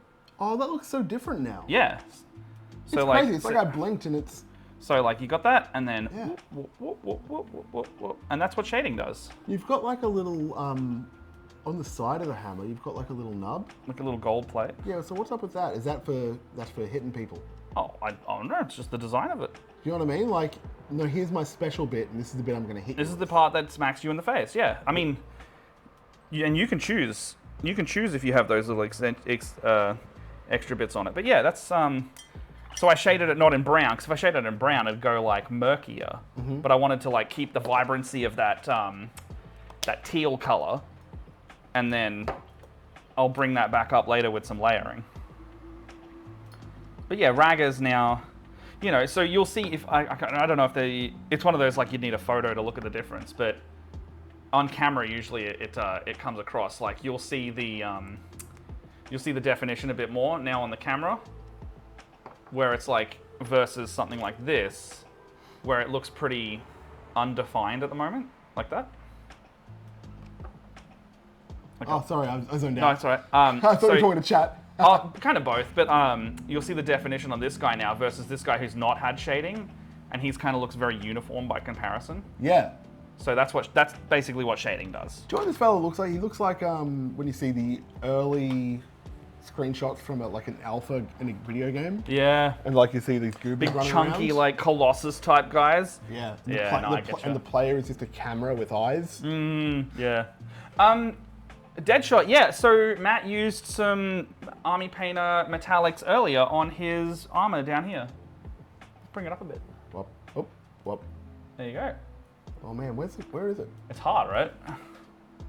So he's used the speed paint metallics on the breastplate and the legs. Did you put in the chainmail in the end? No, I was going to do the chainmail in a darker color. In the brown? Yeah, nice. Yeah, I got a love-hate relationship with them. I like them, but they have caused me a few motes of pain. I just like checking out all the numbers. All the names. colors. They're good, right? So these little pots are like your layers and base paints. Yeah. And they have an equivalent in the contrast, every single one. So if you like any of the colors, just go like, do you have this, but in the contrast colors? Okay, and like they literally just do it by size. These are the Kind contrasts. of. They love changing the pot sizes, and it just so happened that these ones were that size. Okay. I think they have a little bit of, they got extra in them compared to these. Because you'll see, these look a lot gluggier. Yeah. They look like your traditional paint, right? Yeah, yeah. So you got to thin these down with a palette. Okay. And that's why this is a different method to that. Yeah. Because they work entirely separate. And That's why we would have this. And these are the super liquidy. Yeah, they'll specifically say shade on them. Oh, sick. There's also a bit of sneaky color coding. Like green is for shade, blue is for layer, Oh, orange is for contrast. okay. Yeah, Wow. yeah. Super fun. The mo, you know. So this one's contrast, even though it's little. That's a nice flesh tone. no, it's big. No, it's the same. All the contrast will be the same size. Cool. And this They one- recently just did a shrinkflation on us with the shade paints. Check this out. So you got the contrast, Yeah. old shade, new shade. Oh no. We got shrinkflationed. It's for the economy. Yeah, Everybody. red is base for Red- the economy. red this is base. This is a premium product. It's worth more than the entire British fishing industry at the moment. Yeah. They don't need more money. Who makes the best minis? I would argue Games Workshop because it's so detailed, but highly debatable. I personally like Games Workshop the best. Can I hit you with a question about Yes. games? I see on. That's Warhammer. Yeah. Yeah. I see on Twitter, like one of the companies that people love to hate is Wizards of the Coast, and like for Fuck some yeah. reason, like fans, I don't get it at all. We've but, hit critical mass. but it's like really cool to like D&D but hate Wizards of the Coast, or it's not cool to like D&D. I don't get it, but I agree with I Deadshot think right there. Games Workshop is the same thing, where it's like people love the hobby, but they're like they just hate the company for some reason. It's because the methods at which they go to suck money out of people are pretty similar, I would say. And Games Workshop's been doing it just longer than Wizards has. And I've got, I love and have problems with both of them, and I don't think it's like a black and white thing. Wizards takes a lot of flack from Magic because they've been bought out by Hasbro. Hasbro's like, pump money into it, suck money out of it. So they just like saturate the market so much with just crap rather than doing as many quality products, and then the whole quality of it, while getting higher in stocks and value, the overall quality of the product is lowering at the same time. Do you ever see that some people? Sometimes not, but like Do you ever overall. think that, like some people, it seems like they're barracking for Wizards of the Coast to like, to die? or to lose a license or to die. Yeah. Yeah, no, because there's always going to be people like that. And I'm like, why are you wishing for people to lose their jobs and suffer when you like this game? Like, why have you committed to just killing it? But I feel that like that opinion is Yeah, this more is a popular. Games Workshop problem. Oh, okay. So they bring out books and codexes and rules, and then within 3 years there's a new one Okay. because they want you to buy them constantly. They want you to have a recurring spending market, and Wizards of the Coast now wants you to do that. Okay. Mm. But do people barrack for Games Workshop to shit the bed? Absolutely. It like with anything that hits mainstream and critical mass, you have people that want the thing to die because Yeah. it's popular now. Okay. And they'll have their reasons, whether it's like, there's a lot of fucking chuds in Warhammer going like, wokeness is killing it. What's a chud? Just some it's just fuckhead. Just general fuckhead. Okay. They want it to, they're like, man, Warhammer's so woke now because it's not specifically about the thing that I like. isn't the game specifically about fascism? Yes, but there are people who don't get that. Oh, okay. There are people who genuinely don't understand that Warhammer at its core is actually a satire. Yeah. It's a satire and a parody, because if you look at orcs, they're anarchists. You look at Tau, they're like jokingly space communists. The Imperium of Man is not. No one is the good guy in this setting, which means that everyone's fair game. The Imperium of Man is basically like an ecclesiarchy, fascist empire that will kill anyone who even thinks about disagreeing with them. Yeah. But people are like, they're the good guys, they're noble, and they stand for all this, and you're like, Wait, you really? you are fucking missing the 'cause point. I thought, so I played... Exactly, I'm getting called a heretic now. I played an RPG called Dark Heresy, Oh, that's a fun game. and it was really fun. Like, I had a gun, The setting is grimdark, right? Yeah. Yeah, it's all. It's like, you don't want to live in this world, it's fucked. but the thing that I took away from it is like, we're not the good guys, and nobody is the good guys. But I do have a job to do. That's it. That's the point. There is in a world of no heroes, it's fun to be a villain, but you don't have to be. It's like an anti-hero thing. I don't know. The only kind of heroes there are they're doing bad shit, probably for their personal good cause. Yeah. If there is a hero. But some people think that like, oh no, the Space Marines are evil, right? Fuck yeah. They're Imperium. They're humans. Okay. Well, they're So- transhuman, but like, whatever. What is transhuman mean? They're like genetically modified super soldiers that are like 9 foot tall, have like a bunch of new organs and shit in them. Oh, it's not just a mech suit? Kind of. It's kind of a mech suit, but they're just that big. This is a human-sized guy, Yeah. and this is the Space Marine next to him. So this is a Tau, which is like a 5 to 6 foot warrior, and the Space Marine's about 9 foot next to them because they're wearing chunky power armor. This is just a guy in fatigues and some armor. But he's also a big dude. They are also like they are genetically they're technically like a new race. They're called Astartes. Astarte. Adeptus Astartes. Yeah, that's where that word comes from. They are in like a powered armored skin suit that they plug all their other shit onto, and they are bred for war. They're all eunuchs as well. Okay. That's TMI, but that's fine. Well, no, there's a very funny subset of people that are like, Space Marines have dicks. They have dicks, and it's like, no, it's like canonically in the law that they're either chemically castrated or eunuchs. So if they do have dicks, it means they're all gay. What do you want? Which one would you prefer? And they're both like, Wait. no! But chemically castrated, that doesn't mean they're a They're unit. just born without fucking... No, but I thought chemically castrated is where like you take pills or something, or you have to take medication. Either way, no babies. Yeah, Like, no babies, but you can still have a dick if you're chemically castrated. That's fair. Because what that's you're fair. saying makes me think of like, yeah, they just pour a bunch of acid on you. Oh, fair. No. Well, You know? basically their reproductive availability is moot and naught. Yeah. Yeah. Yeah. Um, Can they live without the suit? Are they plugged in? they have like there's like a black skin suit that's part of their skin that they can't take off, and it sustains all their organs and shit that they had implanted into Are them. you describing them as a bag of stuff? Yep. They're a bag of stuff? They're basically cybernetic humans with extra organs that make them superhuman. Man, I've just never thought that skin was getting in the way of my goals. Well, I think they have skin underneath, but the suit that they have to wear can't be taken off, so it becomes their second skin. Can they take this suit off? They can take that suit off. They're wearing two suits and they can take one off, Yep. but they don't get to choose which one. They can take that one off, but they can't take it's called like the black undersuit or something like that. I don't know. I don't know enough about that specific one. They can survive without the power armor. Technically, these little backpacks are like nuclear cooling systems to run the main suit that sits on top. They're walking around with a nuclear reactor on their back. Yep. And there's like thousands of these things in an army. How's the environment? Fucked. Oh, There is no environment. They're planet faring. space is not. They ruined it. Yeah. It's a bad world.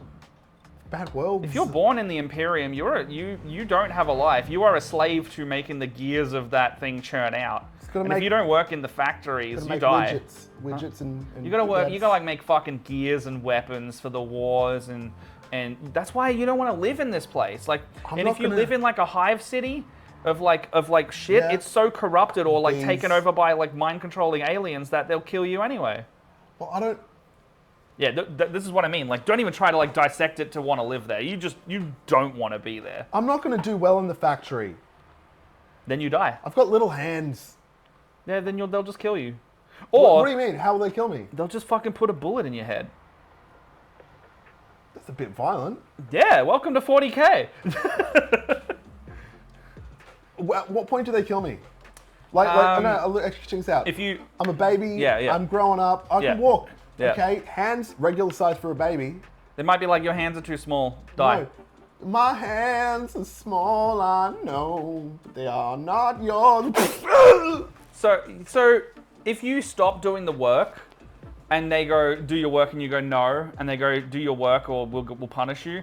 There'll be two options. You'll either get shot, Yeah. or your brain will be lobotomized and put into like a robot, and then you'll do mindless servitor tasks forever. But am I doing it No. Well, you're doing it physically. with You don't have a choice what do anymore. I have? Probably robot hands. How big?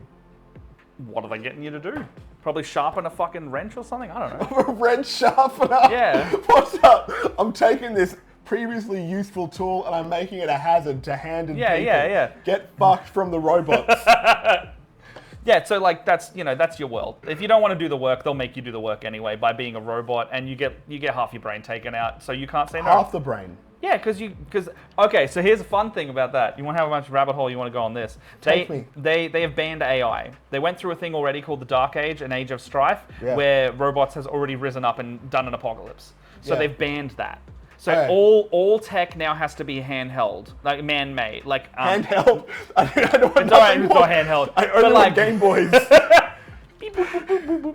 No, it's like it has to be man controlled. Okay. Whether that man is a robot or that man is like pressing the buttons at a booth, Okay. it cannot be Oh, trusted to. Dune did that. Yeah, it's like Dune. They It Duned it. can't. It cannot be trusted to run itself because of the uprising. So they've banned that, and also because they believe in this thing now called the machine spirit, where machines now have souls apparently. Oh, I'm into that. And if you believe in the machine spirit, it will work. And all of the technology is now lost to time, and people don't really understand how it works. But if you believe in the machine spirit, it just might. Can you tell me more about the machine spirit? That's kind of it. It's just like there's a machine spirit. Whether it's actual demons or not from the warp, then you don't know if it's real or not. Is it? Okay. There's like a cult of people. Yeah. Sorry about robot people. There's like a cult of like cyborgs on Mars that really believe in the machine spirit, but they kind of make all the Imperium shit in terms Yeah. of technological advancement. So even though that's heresy to believe in, they kind of can't stop them doing it because they don't get to make their war machines and shit otherwise. Is this all from the game, or is Yeah. there like a book, or? There is 40 or 50 years worth of lore and books. If you would like to go into anything. Deadshot saying, praise the Omnissiah. That's what that is. The machine spirit is the Omnissiah. Okay, that was some heretical gibberish to me. Yeah. Warhammer's one of those things where it's like, if you want to learn anything about Warhammer, just kind of like take a spot and a topic you want to learn about, and then just like kind of look that up rather than a specific storyline, because it's all there. Is there like, is there a book? Because like, I don't want to read 50 years worth of books. But like, is there a book where I can go like, I just want to get the feel of it? Yeah, right here. You want to borrow this? Is it like, is it a storybook or is it a rule book? This is both. This is the core book of 9th edition. It's a bunch of it's going to be rules. So Oh, I don't care about rules. no, but there's a bunch of fluff at the start that lets you know about the setting in a broad scope. Okay, I was thinking more like a novel. Is there a story that happens in here that I could? Tons, But like, is there like one? You know how people would go, you want to learn about D&D, then read the Drist Duerden book. Look, there's a yes and no, but that's why I kind of said you just kind of choose a faction out of the 20 factions of Warhammer, and then you choose like a story. Eisenhorn's good. That's the one Henry Cavill really likes and might be doing an Amazon series on. Oh, okay. But I'll read Eisenhorn. We're taking Eisenhorn's the pretty Hobbits. good. So he's an Inquisitor. Yeah. So they're basically. Oh, Gaunt's Ghost is also really good. We're taking the heretics to Eisenhorn. So Gaunt's Ghost is basically like SEAL Team 6, but of like regular humans in the Guardsmen. They're just a specialized squad. They're like, Wait, regular people? yeah, there are regular fucking guys in this. So, Imagine being in 40K and just being some dude. I'm gonna give you a really good YouTube video to watch. It's Okay. it's by a user called Bricky, and he's got 3 videos. You don't have to watch all of them, but the first 2 that fucking popped off, they're literally called Warhammer 40k factions in a nutshell. Okay. And he'll just go through like a very like candid conversational style like we do of like what each faction's about. You got the Imperium, and he's like really big about like the everyone is bad guys, so it's really fun to be in. Oh, here's the fucking Imperial Guard. The Warriors of the Emperor. These are the untold billions that just get sent into battle. They are just fucking dudes. They are this size. They get sent into the front lines just to die. The average lifespan of an Imperial Guardsman, this is the Space Marines, the average lifespan of an Imperial Guardsman is 9 hours on the battlefield, if that, maybe 4. Jeez. You'd almost want it to be 4. Yeah, they are just the Astra Militarum. They're called the Imperial Guard. They are just guys. They have tanks. Here they are. Just That's guys. they're just guys. They are space army men. That's it. Yeah. That's all they are. Jesus. And this is what they do. Here's the tech priests, the Mechanicum. So they kind of look like weird cyborgs. Yeah. Here's Okay, I have a difficult question for you then. Anyway, if you want to just like have a nutshell of anything, just take that when you go. I will, if you can just text me or whatever it was. Eisenhorn? Yeah. So I remember. Is the game fun? Like all the little dudes? I'm having fun. Do you want to play some like tabletop sim? It doesn't cost any money if you've already got the game. It's like an online tabletop. Oh, no, I don't have it. I don't have a computer at home. Oh, okay, fair. I've only got the computer in the studio. Look, I've got enough armies to play in real life one day, but yeah, I'm finding it fun. It's like a few hours of gameplay. That's a few hours. It's like, you know, in a 3-hour stream, we'd get like 1 game done, maybe that. Really? Yeah, it's a long game. Depends on how big your army is, Does because it'll be this whole table. Okay, do you play it out? You know how like you're playing a D&D battle and it's like, these guys are gonna win, let's just hand wave the rest? Do you just play until forfeit? Or do No, you so play it's like until... 6 turns. There's a lot to do, but like the whole game. Did you used to play when you used to do it? I bought 1 box of Bretonnians. Oh, you did Old World. Oh, so you did Warhammer Fantasy. Yeah. So this is 40k. Yeah. So I had only had 1 box of like the knights, and I painted some. Okay. So Kill Team is similar to that. It's like 1 squad of 10 versus 1 squad of 10. Yeah. But if you're playing this game, Warhammer 40,000, it's like it's measured in points. You would have like a 2,000 point army, which is like hundreds of dollars worth of models, all lined up on the table with terrain and objectives, and then you strategically play that out over 6 turns. You have a turn, they have a turn. You have a turn, they have a turn. Oh, and you wait. each have a turn each for 6 turns. Rounds. Okay. And so you're not playing to obliterate the other person. You can. So like in this edition now, they have like, it used to be just kill the other guy. And then the game's been around for like 30 years. So then they started introducing different ways to play. Yeah. And then they started putting those into like a little deck and you draw a random objective. Oh, that's cute. So the game will be different every time. Yeah, I like that. And then it's always player versus player. And then you would like So you take that fucking massive squad of guys. And then you face it off with another massive squad of guys. Yeah. And then that, I would control that and you would control that. Yeah. And do you know what? I've been hit with one of the rulers. You know, like there's like those long measurement yeah. Someone whipped me across the back of the knees with it, and it just came. Yeah. So like they seem fun. Yeah. But yeah, there's Space Marines, the Astartes, there's like a whole faction called the Adeptus Sororitas, which is where the fucking ladies go. This is all fake Latin, right? Yeah. Okay. It's all bastardized. I suppose the Latin here's the probably sisters. didn't have a word for Space Marine. No. It's supposed to be all like it's all high Gothic. The Imperium are an ecclesiarchy, religious zealots. Ecclesiarchy. Yeah, like a religious hierarchy. So a cult? Yeah, it's a whole. Effectively, yes. But like, is that like where it comes from? Like a cult? Ecclesiarchy. I think do you spell ecclesiarchy it? is specifically like the Pope is the top of our ecclesiarchy here. How do you spell it? With an E? With an O? With an E. Okay. Ecclesiarchy. It's copyrightable Latin. Copyright of Aladdin. Oh yes, the Sisters of Battle, also known as the Adeptus Sororitas. These Yeah. ladies, The Sisters they are of Lorem Ipsum. the nuns with guns, effectively. This is Leia's faction. They are fantastic. This lady, their whole army functions off the power of belief, and if you believe good enough, she'll come back to life. Okay, does she? Yeah, if you put her on a field, she dies. You can spend some fucking miracle dice or whatever, and she'll come back. Well, hey, if it works, it works. That's pretty sick. All of the Imperium guards a central figure called the Emperor of Man. I've heard of him.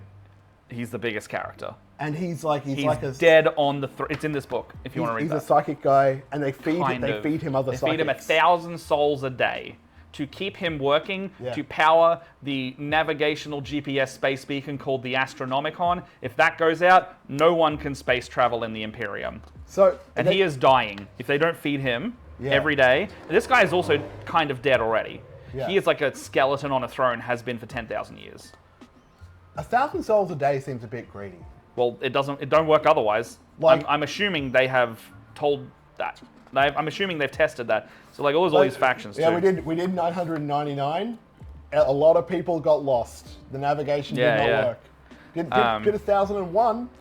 Well, Things ran a bit would too you smoothly. believe we've already had space civil war? What do you mean? So there is a 64 book finished last week. When I say last week, I mean the final book of the entire novel series finished last week, where the Emperor. It tells the story of the Emperor's rise to power. Okay. And it tells the story of his favorite son, his most favorite son, Horus, Yeah. betrayed him, took half of his sons with him, Fucking hell, and Horus. started the biggest civil war that they've ever fucking seen. And then the reason at the end of it, and it's not a spoiler because this is like a given thing, you just want to find the journey of it. Horus mortally wounds the Emperor, and he is the reason why he is getting fed 1,000 souls a day on the Iron Throne. So it's his fault. It's his fault. Is he alive? No, he got very dead. But his legions, Couldn't happen to a nicer bloke. the Thousand Sons of Death Guard, all of the traitor legions are called Chaos. And they follow the Chaos gods. Oh, I know some of those gods from the old... Nurgle, Slanesh, Khorne. Yeah. Blood for the fucking blood god, baby. Here they are. And the gods are real. They are. Hell is also real. Hell is how you travel through space. You'll find that if you watch that Bricky video, you go in there. So this What is do you why mean? it's so fucking interesting. Hell is how you travel through space? Yeah, so it's called the warp or the immaterium. And it exists.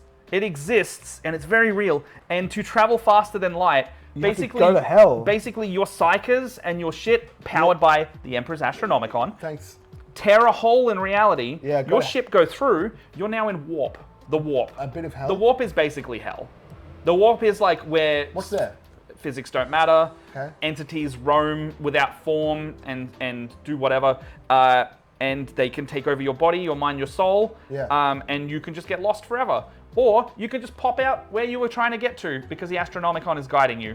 And you can just rip another hole in the other side and go, and then travel to where you need. Is it? But every time you do that, you're risking the warp. Is it Bip and Bop, or am I? It's am kind I of like going through? sometimes it's like fast travel. So it's like like traveling through the Nether in Minecraft. I see. It's the Nether. Is it fast travel also in the sense of like? It will can't- take you much quicker to You get. can't enter hell right now because there are enemies nearby. No, the enemies are in hell. So when they start leaking into reality, chaos. Yeah. These are the Chaos Space Marines. They are the original traitors from Horus's civil war in Warhammer 30,000. This is Mortarion. This is one of the Emperor's sons who has been turned into a demon prince. Oh shit! So he is one of the fucking Legion's Wait a minute. leaders. These characters, these people, you can have an army and be like, Magnus? I'm gonna play Horus. I'm gonna play Yes. Montarian. You can. And like That is Mortarion. He has a modeling game. You can play him. He has rules. I can have like this character in the book on my side. Yep. What if they have the same? Usually they'll play. I mean, that's fuck yeah. You have a common ground to be like, how cool's Nurgle? And that's Daddy Nurgle. No, but what if? Oh, it's same army? Yeah, what if it's Nurgle versus Nurgle and? Who cares? You're just playing a game. Okay. Well, you kind of. Most of the time, so the most common faction, Space Marines. Yeah. If you collect Space Marines, you're going to be fighting a lot of other people with Space Marines. However, if you collect anyone else, I like Tau, which are like anime mech fucking guys. Okay. They are the Xenos. This is the aliens. So we have the Wait. space elves. So we haven't even gotten to aliens yet. No, that's all the humans. Those And this are is the humans. demons. So we got humans, and then demon-infested humans, and that's what chaos is. So like you have This is another one of the Emperor's sons. He is a sorcerer. Okay. But he got corrupted by sorcery demons. Classic. And then you have no, that's what the fuck that is. This is that's a bloodthirster from. Oh, these are the 4 gods: Khorne, Nurgle, Slaanesh, Tzeentch. This is the Khorne one that you know about. Yes. All these exist in Sigmar as well. You could actually play all 4 of these models can exist in the Warhammer Fantasy too. What do you mean Sigma? Is that this? They reboot. No. Sigmar rebooted Warhammer Fantasy. Are you serious? I thought it was done. No, Warhammer Fantasy's done, and then Warhammer Age of Sigmar is the reboot version. It exists? Yeah. Like, look, there's the fucking guys back here. These guys. Oh, but it's still Still okay. fantasy and magic. Sorry, I also played Warhammer Fantasy Roleplay, where it's a roleplay like D&D. Oh, That was yeah, my yeah, first yeah. game, and it's like so cool. No, there's new versions of that. There's like Soulbound and shit like that. Okay. It's just in the new universe. I thought I'm such a tourist. Titans exist. What's a Titan? So your Big guy robot? is like this big in comparison to that guy. These models exist too.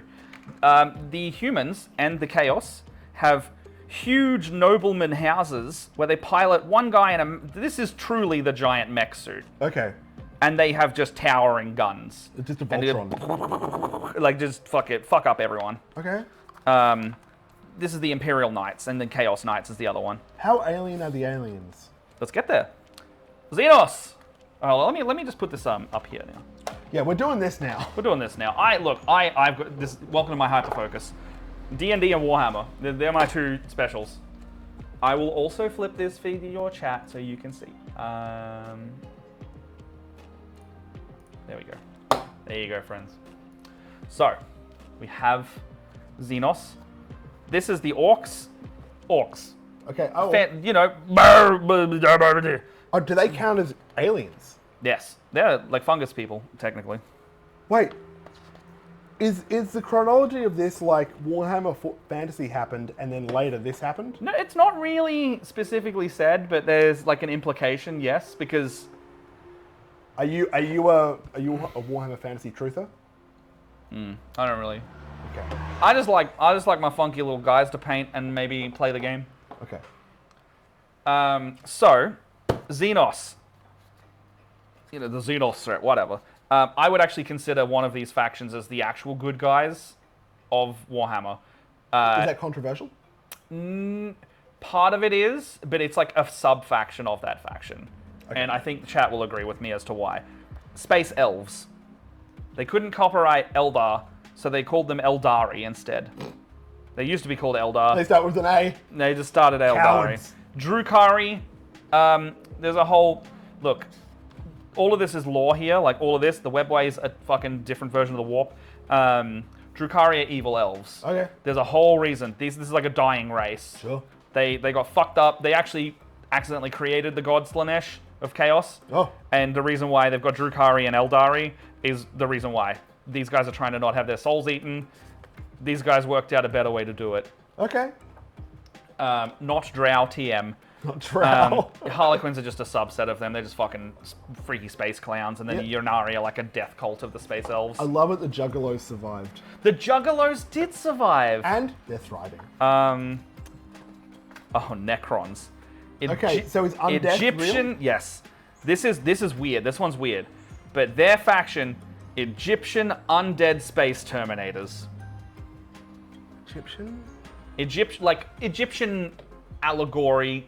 Yeah, They have tomb worlds and big pyramid ships and Terminators. So like robots? they are robots. Okay, they are robots. They were tricked by the old ones, fucking ancient, not in the game. It's all in lore. These guys are the oldest race. Okay. One of the oldest races. They started a fucking war in heaven. Not actual heaven. Is heaven real? No. It's just called the war in heaven because it was just so vast. Okay. But they fucking picked a fight with these people who just tricked them and put them in slave robot bodies and enslaved them for like millions and millions and millions of years. Then they broke free and started they started fighting back, and then they trapped their captors in machines, and now they have arcane weirdo tech, and they just wake up randomly across the galaxy. Cool. Orcs. Orcs, cute. The best faction. The funniest faction. This is the girls just want to have fun faction. You like fighting? Orcs. You like fun? Orcs. You like a race that doesn't know they're psychic, but they believe hard enough that anything exists? Do you know why red goes faster? Because it does. Okay. You want your gun to be shootier? Fucking paint it yellow, because yellow has more DACA. You ever seen a purple orc? No, that's why purple's the sneakiest. Okay. What's DACA? DACA is just their word for gun and firepower. Oh, okay. Oh, DACA. DACA! You ever played Dawn of War? No, I haven't. Oh, fuck. You gotta play some Dawn of War. It's like old, but... Orcs are the fun race. Everything of theirs doesn't work. Okay. You pick up their gun and you try to use it, it doesn't operate. But you hand it to an orc, suddenly it'll be like, bang, bang, bang, bang, because he believes it works. Is that true? That's fucking true. I'm not messing with you. So they are like very much into the spirit of the machine. No, they don't know about that. They basically what they have is they all have like genetically or whatever else a latent psychic like thing that hive minds itself without them knowing. They're too dumb. They don't know about any of this. But the power of belief literally makes their shit work. Cool. That is entirely, and they have Gork and Mork, which is like their orc gods, but like that's a bit deeper. Sure. You like talking Cockney? Orcs is for you. But yeah, that's their whole thing. They have little goblin guys called Gretchen. They're just huge brutes, and they love fighting. They call fighting crumpin'. So if you hear orcs out and about crumpin', it means they're doing some war. That's so funny. They are the funnest faction, hands down. Aiko's trying to climb again. These are my guys, Tau. They call themselves for the greater good. That's debatable whether they are or not, because there's an implication of some mind control pheromone bullshit. Are these guys the Protoss? No, the Eldar are the Protoss. Oh, okay. The Eldar are the Protoss. The Tau are like a fledgling, only 2,000-year-old race that the Imperium looked at them and they went, nah, they're primitive. We don't need to worry about them. And then they came back 2,000 years later. Fucking spacefaring race. They have now got like 5 spheres of expansion. They're all like, they kind of look like a little bit like this. They got like blue skin and no nose. They got like a little bit of Voldemort-y looking. It was funny. I remember in like... These are my favorite guys. The year like 2001 or something, my friend was into this stuff and he had all the magazines. The White Dwarf? Yeah. And these are my people. On the front cover, it had the Tau, right? And it's because when they released the Tau. Shit! Yeah, I came in just after. This was like the newest race when I started playing. Oh, okay. They also had a very good PlayStation 2 game called Fire Warrior. And that was what these guys look like. Oh, cool. And that was just about firefighters. No, yeah. No, they have like a caste system. So it's like fire, water, air, earth, wind. I've seen Avatar. Yeah. No, they. So the fire caste is their military. Okay. The air caste are their engineers. Yeah. No, hold on. The air caste are their spaceship flyers because they need a lot of fucking people in space. The water caste are their diplomats. They actually go. So before they send anyone in, the water caste will show up and actually try to broker peace with a nation. And so they'll try and then the whole thing about Tau is they want to bring you into their expansion, which is why they're kind of like getting compared to space communists, because they're like, join our empire, we'll look after you, we'll actually give you a pretty good life. You just got to be part of the empire. They'll assimilate you into it. They're colonials. And then you'll have the water caste doing that and diplomatically doing that shit. And then if they say no enough, they'll be like, we're going to take it anyway.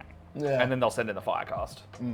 Sorry, that's kind of their deal. And then they have the ethereal caste, which is like the leader of the 5. And there's some like pseudo... They were... At first, it was just they were the good guys. They were basically the good guys because they wanted to bring in people and actually have peace. They don't want to fight you. Yeah, but they will. But they weren't grimdark enough because they kind of didn't fit in the setting, apparently. That was the criticism. So they started writing lore about the ethereals would mind control the fucking people in the high command, being like, if you disagree with me, your brain will start hurting and bleeding or some shit like that. It's only implied, but it's never explicitly said. The thing is, people love this grimdark shit. It's fun, but it's one of those. It's like when everyone's the bad guy, it's fun to goof around, you know. But like, I suppose it also lets people like indulge the edgy fantasies, like the edgy stories. Like people love Ghostfire Gaming. Oh for their Grim Hollow stuff. Yeah, because there's something about like those settings is fun to like dip your toes into, but you don't have to be fully involved because it sucks to be there. You don't want to live there. You want to live there with my Yeah. fucking little hands? Yeah, exactly. Ask the Vespids. I actually don't know the Vespid lore that much because they were pretty new when I did it. I know this one. Vespers are kind of like a small scooter, usually electric. Yeah, all right, you got me. I'm trying to find a tower model behind me, but so this guy is that guy. This is the tower. That's a regular little guy. Oh, yeah. And then they get in bigger and bigger and bigger mechs. Okay. That's their whole shtick. They just get in mechs and fight. Yeah, Gundam. They are the Gundam race. I know Gundam. Yeah. Tyranids. Tyranids, this is Zerg. This is the... So, here's the fun fact. Zerg Games is this. Workshop and Blizzard, back in the 80s, were working on an IP together. And then Games Workshop pulled out. Guess what they did with the remaining of the assets? They made StarCraft. It was originally a Zerg, an Eldar, and a Space Marine Imperium game.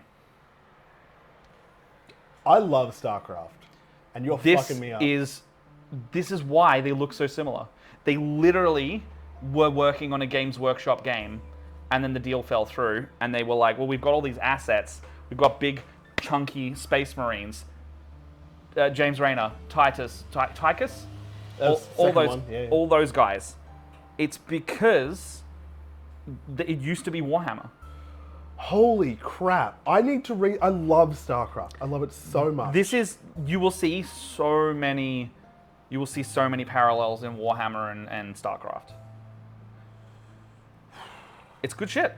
Yeah. Tyranids, the Flood, the fucking hive mind swarm, bunch of bugs coming down on your planet. Yeah, we know. They have a subset of people. They fucking block out the psychic ability of everyone they come to the planet to. They cut them off for the rest of the galaxy, and then they eat that goddamn world. These are what I'm making into Pokemon.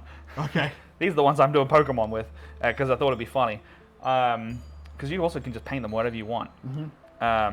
Gene Stealers. A subset of Tyranids, but also the same. These guys get into the human population. You know how I was saying the hive world with the Tyranid mind control? Yeah. That's this. So these guys go and prepare worlds for the Tyranids. Okay. They get in the population, they start fucking with people's heads, and then they'll start mutating them into these guys to start like little conflicts and guerrilla warfares on the world. And then they will fucking set a beacon for the star children that they so love to come and eat the world. Oh yeah. They will start cults. I remember known that as mission. This is The Psy emitter. Yeah. Get the Zerg to come. Exactly. I know it. That's that shit. That's exactly it. So the Gene Stealer cults will prepare their worlds for their star gods. Star gods being literally just giant alien monsters who want to eat it. Yeah. Yeah, Okay. that's their whole thing. Some more Eldar pictures. They got lots of different Eldar. They got jet bikes. They got like aspect warriors who like worship a specific deity of their death god. Very cool. My brother really likes these guys. Very nice models too. What did you have to unlearn to learn this? Do you know what I mean? I just attributed. I don't know. Do you know what I mean? Like, I suppose you wouldn't know what you're missing out on. But like, are you a good driver? Yes, I would say so. Okay. Are you a good cook? Yeah, I like it. I'm not good at like physical labor tasks. Maybe. Like, I'm not good at like handyman shit. Oh, But I've never been good at that. okay. Like you tell me to like make like a fucking edge cut with a piece of wood. Yeah. I've never been able to do that. Okay. But I've never been able to do that since high school. So I guess rather than focusing on what I'm not good at, I really focused into what I was good at, which is like knowing this lore and the D&D lore. And I'm really good at memorizing like rule sets as well, or like in the long-term storage. My whole thing is just Yeah, like, I'm a victim of the 10,000 hour demon of this one. It's also like when you really like something, you just kind of immerse yourself in it. yeah, no, it's good, but there's just so much, and it's just like, But I'm not learning this over like a weekend. I know. I'm in this. Like, But you've got so much. I suppose I know a lot about Dragon Ball Z. I fucking love Dragon Ball Z. I love Dragon Ball. You watch Dragon Ball Super? I watched a little bit, and then I finished Super. I didn't enjoy it. What? And then it What arc started to did make you what arc did you get into? Goku Black. Oh, it's a great arc. I thought it was silly. It's silly, but it's fun. The arc after is one of the best in the entire franchise. Oh, okay. Genuinely very good. What is it? The Universe Survival arc. Okay. It's like a fucking classic everybody tournament, but it's a battle royale tournament. Yeah. And Goku and it, like Roshi, Goku, Krillin, Piccolo, Android 17 and 18, Frieza. All of them are like a team of 10, and they have to fight 12 other universes of people in the same arena as the 12 universes are fighting each other at the same time. Okay. It's sick. It is I have rewatched it like twice. It's very, very good. Does Dragon Ball Super end? Yes, it's after that arc it ends. I mean, the anime ends. I mean, like, does it have an ending where you're like, and that's the end of the Dragon Ball story? No, they'll never do Damn. that. I just want it to end. I want to know. I know, but like, but here's the thing. I'm reading the manga in the arc that's straight after the Universe Survival because they haven't made a new anime in like 6 years. It's also very good. Oh no. It's good. They have like an iconic level villain in that arc too. And he's like a magic man. What's his name? Moro, Planet Eater Moro. I've had a Moro. It's no Mars bar. Well, he's a Mars bar in quality. Pretty good. He ain't. Goku Black's fine. The main antagonist of the Universe Survival arc, Jiren, and then Planet Eater Moro are better than Goku Black. Okay, because I didn't like Goku Black. I was like, no, Get through Goku Black, and I then... might just skip it. Is that heresy? No, I'm just trying to think if you're going to miss anything. You could. It's the journey, though. It's fun. Yeah. How long, like, whereabouts are you? Have you found out who Goku Black is? Have you found out, like, what's the deal with that? Have you found out Beerus losing his shit about it yet? I don't remember. Here's the thing. It was like maybe 4 years ago that I was watching. Okay, it. well, go back and give it a go. Like the Goku Black arc's like a mystery, and it's like an unfolding, twisting mystery, rather than like your classic Dragon Ball Z. It's like kind of a bit more like who done it in a way, yeah. Okay. Because like clearly it's not actually Goku. Like that's the clear obvious. Exactly, it's like that's the clear obvious thing. Who's got Goku's body is the who done it of the arc. Okay. And then stopping that guy. Okay. People. Yeah. Did you like Majin Buu? In a nostalgia hindsight, yeah. I liked Majin Buu. Yeah. I liked Cell. I like Cell, Frieza, and Majin Buu. I think they're all good. Yeah, I think they're all good as well. Planet Eater Moro is one of their level of good villain. Okay. That's why I like him. That's the And vibe. I can't watch that because it doesn't exist. No, it's in manga form only. It's a book. Can't watch a book. I'm reading it now. Ugh. It's all right. Jiren, who is the strongest fighter of the Universe Survival arc, is also that tier of antagonist. He's not a villain. Okay. Yeah. Redeemable. He was never a bad guy. He's just a guy that you got to fight because I like that. Because to lose the Universe Survival arc is to lose your universe. Oh no. That's why it's called the Universe Survival. Yeah. Probably want to win that one. Yeah. If the goal of it is whoever comes out on top is the only universe remaining out of the 12. Okay. I think it's about time for me to pack it up. Yeah, we could do that. It's about 3 o'clock. Let's bloody zoom through a very tiny amount of this. Sure. This is all just mini galleries at this point. Orcs. Yeah, so much of this Oh, is here's the pictures. towel. These are my guys. Yeah, that's mini galleries. But yeah, like I would say up until like here is like the lore stuff, and then from here onwards after the mini gallery is like how to play the game, and it specifically separates the book as such. Tau, Tyranids. Is there any more? Gene Stealer Cults. Oh shit! There was to actually play. huh? Yeah. to play, So wow. this part is the ignore it part, and if you want to learn about stuff, I'd borrow this if you want. No, I'm not going to take the big heavy book. That's fair. You can find all that online. Just Google. Just Google. Or if you like video essay stuff, Well- there's heaps of channels. I think I usually go better with a story attached, so I'll probably go that book and go in without context. It's probably a series of books, right? Like a trilogy or something. It'd be I think Gaunt's Ghost is a trilogy. But like, you don't get broad strokes with that. Like, you're not going to learn about the universe as a whole. You're going to that's learn okay. about I want vibes. that score of guys. Sure, I want vibes. I've actually got a Tau book if you want to read one that I have finished already. It's one of 3. Yeah, this is the first one. Yeah. Yeah, I'll read it. It's actually my favorite character and one of the only good guys in the entire franchise. His name's Commander Farsight, and it's about how he got disillusioned with the Tau Empire as a whole, defected and started his own enclave, and he is doing the true greater good side of things. It's like one of the only actual good guys. Okay. Yeah.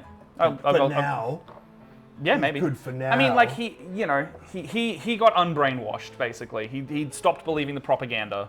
He stopped believing all the stuff, and he was just like, you know what, fuck this, and he just left. And his rival slash friend is the commander who didn't defect. Oh no. So there's kind of like a thing between them. Cross brothers. No, she's a lady, but they're not lovers at all.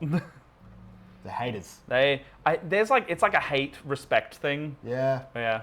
I hate the people I respect. Yarrick is considered a good guy, but Commissars are fairly like. She is hunting Farsight right now, actually, yeah, because he is considered a traitor to the Empire. Well, here's the thing: you got to take the gigs you got to take. Yeah, so you get some really good Tau lore in that one. Okay. It's pretty separate to the rest of the Imperium, but if you want to look at if you want to like the 60 book series I was telling you about, you don't have to start and finish it. You could just pick up one because they're all self-contained. But that one is called the Horus Heresy. And that one is specifically about the Emperor. That is about the Emperor's rise to power, the civil war that takes place, and how he ends up on the Golden Throne. Okay, that sounds pretty interesting. That book sold like crazy last week. It's called The End and the Death. Yeah. And it was like, this is the final fight. The book contains Horus fighting the Emperor, the wrapping up of 20 years worth of plot threads in 3 parts, and it ended. Like the Horus Heresy lore is done. It's pretty cool. It's very cool. I read like bits about it, and I also listen to like video essays about like how it goes, because I don't care about like the intricate detail of it. I care about like the broad stroke narrative. Yeah, see, it only came out like last week. That's cool. Yeah. I'll just pick up one. But like, I read like... But with the Horus Heresy, you can just pick up like any of the first 20 books and just read one and be like, oh yeah, this is cool, and then just like do them in I think there's a slight order to them, but you can pick, it's like an anthology almost. Mm-hmm. Yeah. Well, I read 3 books a month, so I'll just make one of them that. Yeah. It's a good series. Hey, thank you so much for having me today. It was Yeah. fun, even though I didn't do much in the end. Would you want to keep that little guy? Oh, 1 to 4 must be in order, apparently. Oh, wonderful. I don't think I should. I think that you should keep him in, like, Okay, that's fine. and fix him as you need. I'll send you photos when I'm done, Mark. Okay. And I'll keep him the same as your cat. Horus Rising. Yeah, it's a fun series. Clearly, like, my interests lie in the painting and the D&D and the Warhammer. That's, like, where I'm specialized. Yeah, I don't know. I had fun. I'm just happy chilling out with friends. Yeah, it's really good. I like your place as well. I like your snake. I like your lizard. I like the way I've set it up. We set it up. Yeah. And now I've got to help you unpack all this. That's all right. It's No, easier let to me help tear you. stuff down than set stuff up always. Let's find someone to raid real quick. Or you do raids. I just end it. I'll I'd take the love somewhere else. I like supporting the other mini painters. Nah, I piss people off into the void. That's fair. Is that what it's called? No, the what's it called? The hell? Oh, the warp? The warp. The warp. I'm learning.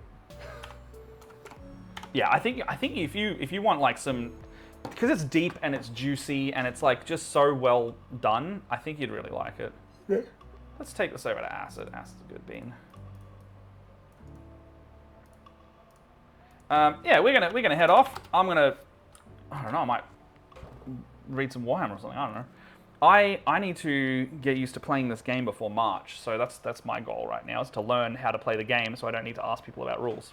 Yeah, that would be embarrassing. But Yeah. I'm sure there's a lot of people there that are there for the aesthetics. They'll probably be pretty chill, especially if I'm rocking up in a Pokemon trainer costume and a Pokemon army. Like, they're going to be like, clearly he's here to meme and have fun. And I'll be like, yeah. Before you get obliterated. I don't care if I lose. Like, I'm going to a tournament. I'm expecting to get shit on. Yeah. I'm expecting to get absolutely stomped. 6 games, I'm expecting to lose all of them. But yeah, that's fun. I just want to do. Let's trigger that raid. Cool. Thanks for Let's hanging go. out, everybody. Yeah, thanks for coming. We should do this again sometime. We should. Yeah. We should. And and outside of this, we'll organise some more painty if you want to come and do that, just to chill out. You know, that'd be fun. we always just end up vibing and chilling out. Like, we talked about Warhammer for half an hour. We did. It's fine. All right, see you later, everyone. Have a good day. Bye. Thank you for joining us. Thank you, everyone, coming in. Thank you for the raid. And I hope to see you on the next one, where I'll be streaming again on Thursday, I think. Yeah, regular streaming time, 10 a.m. Australian time on Thursday. I'll see you then.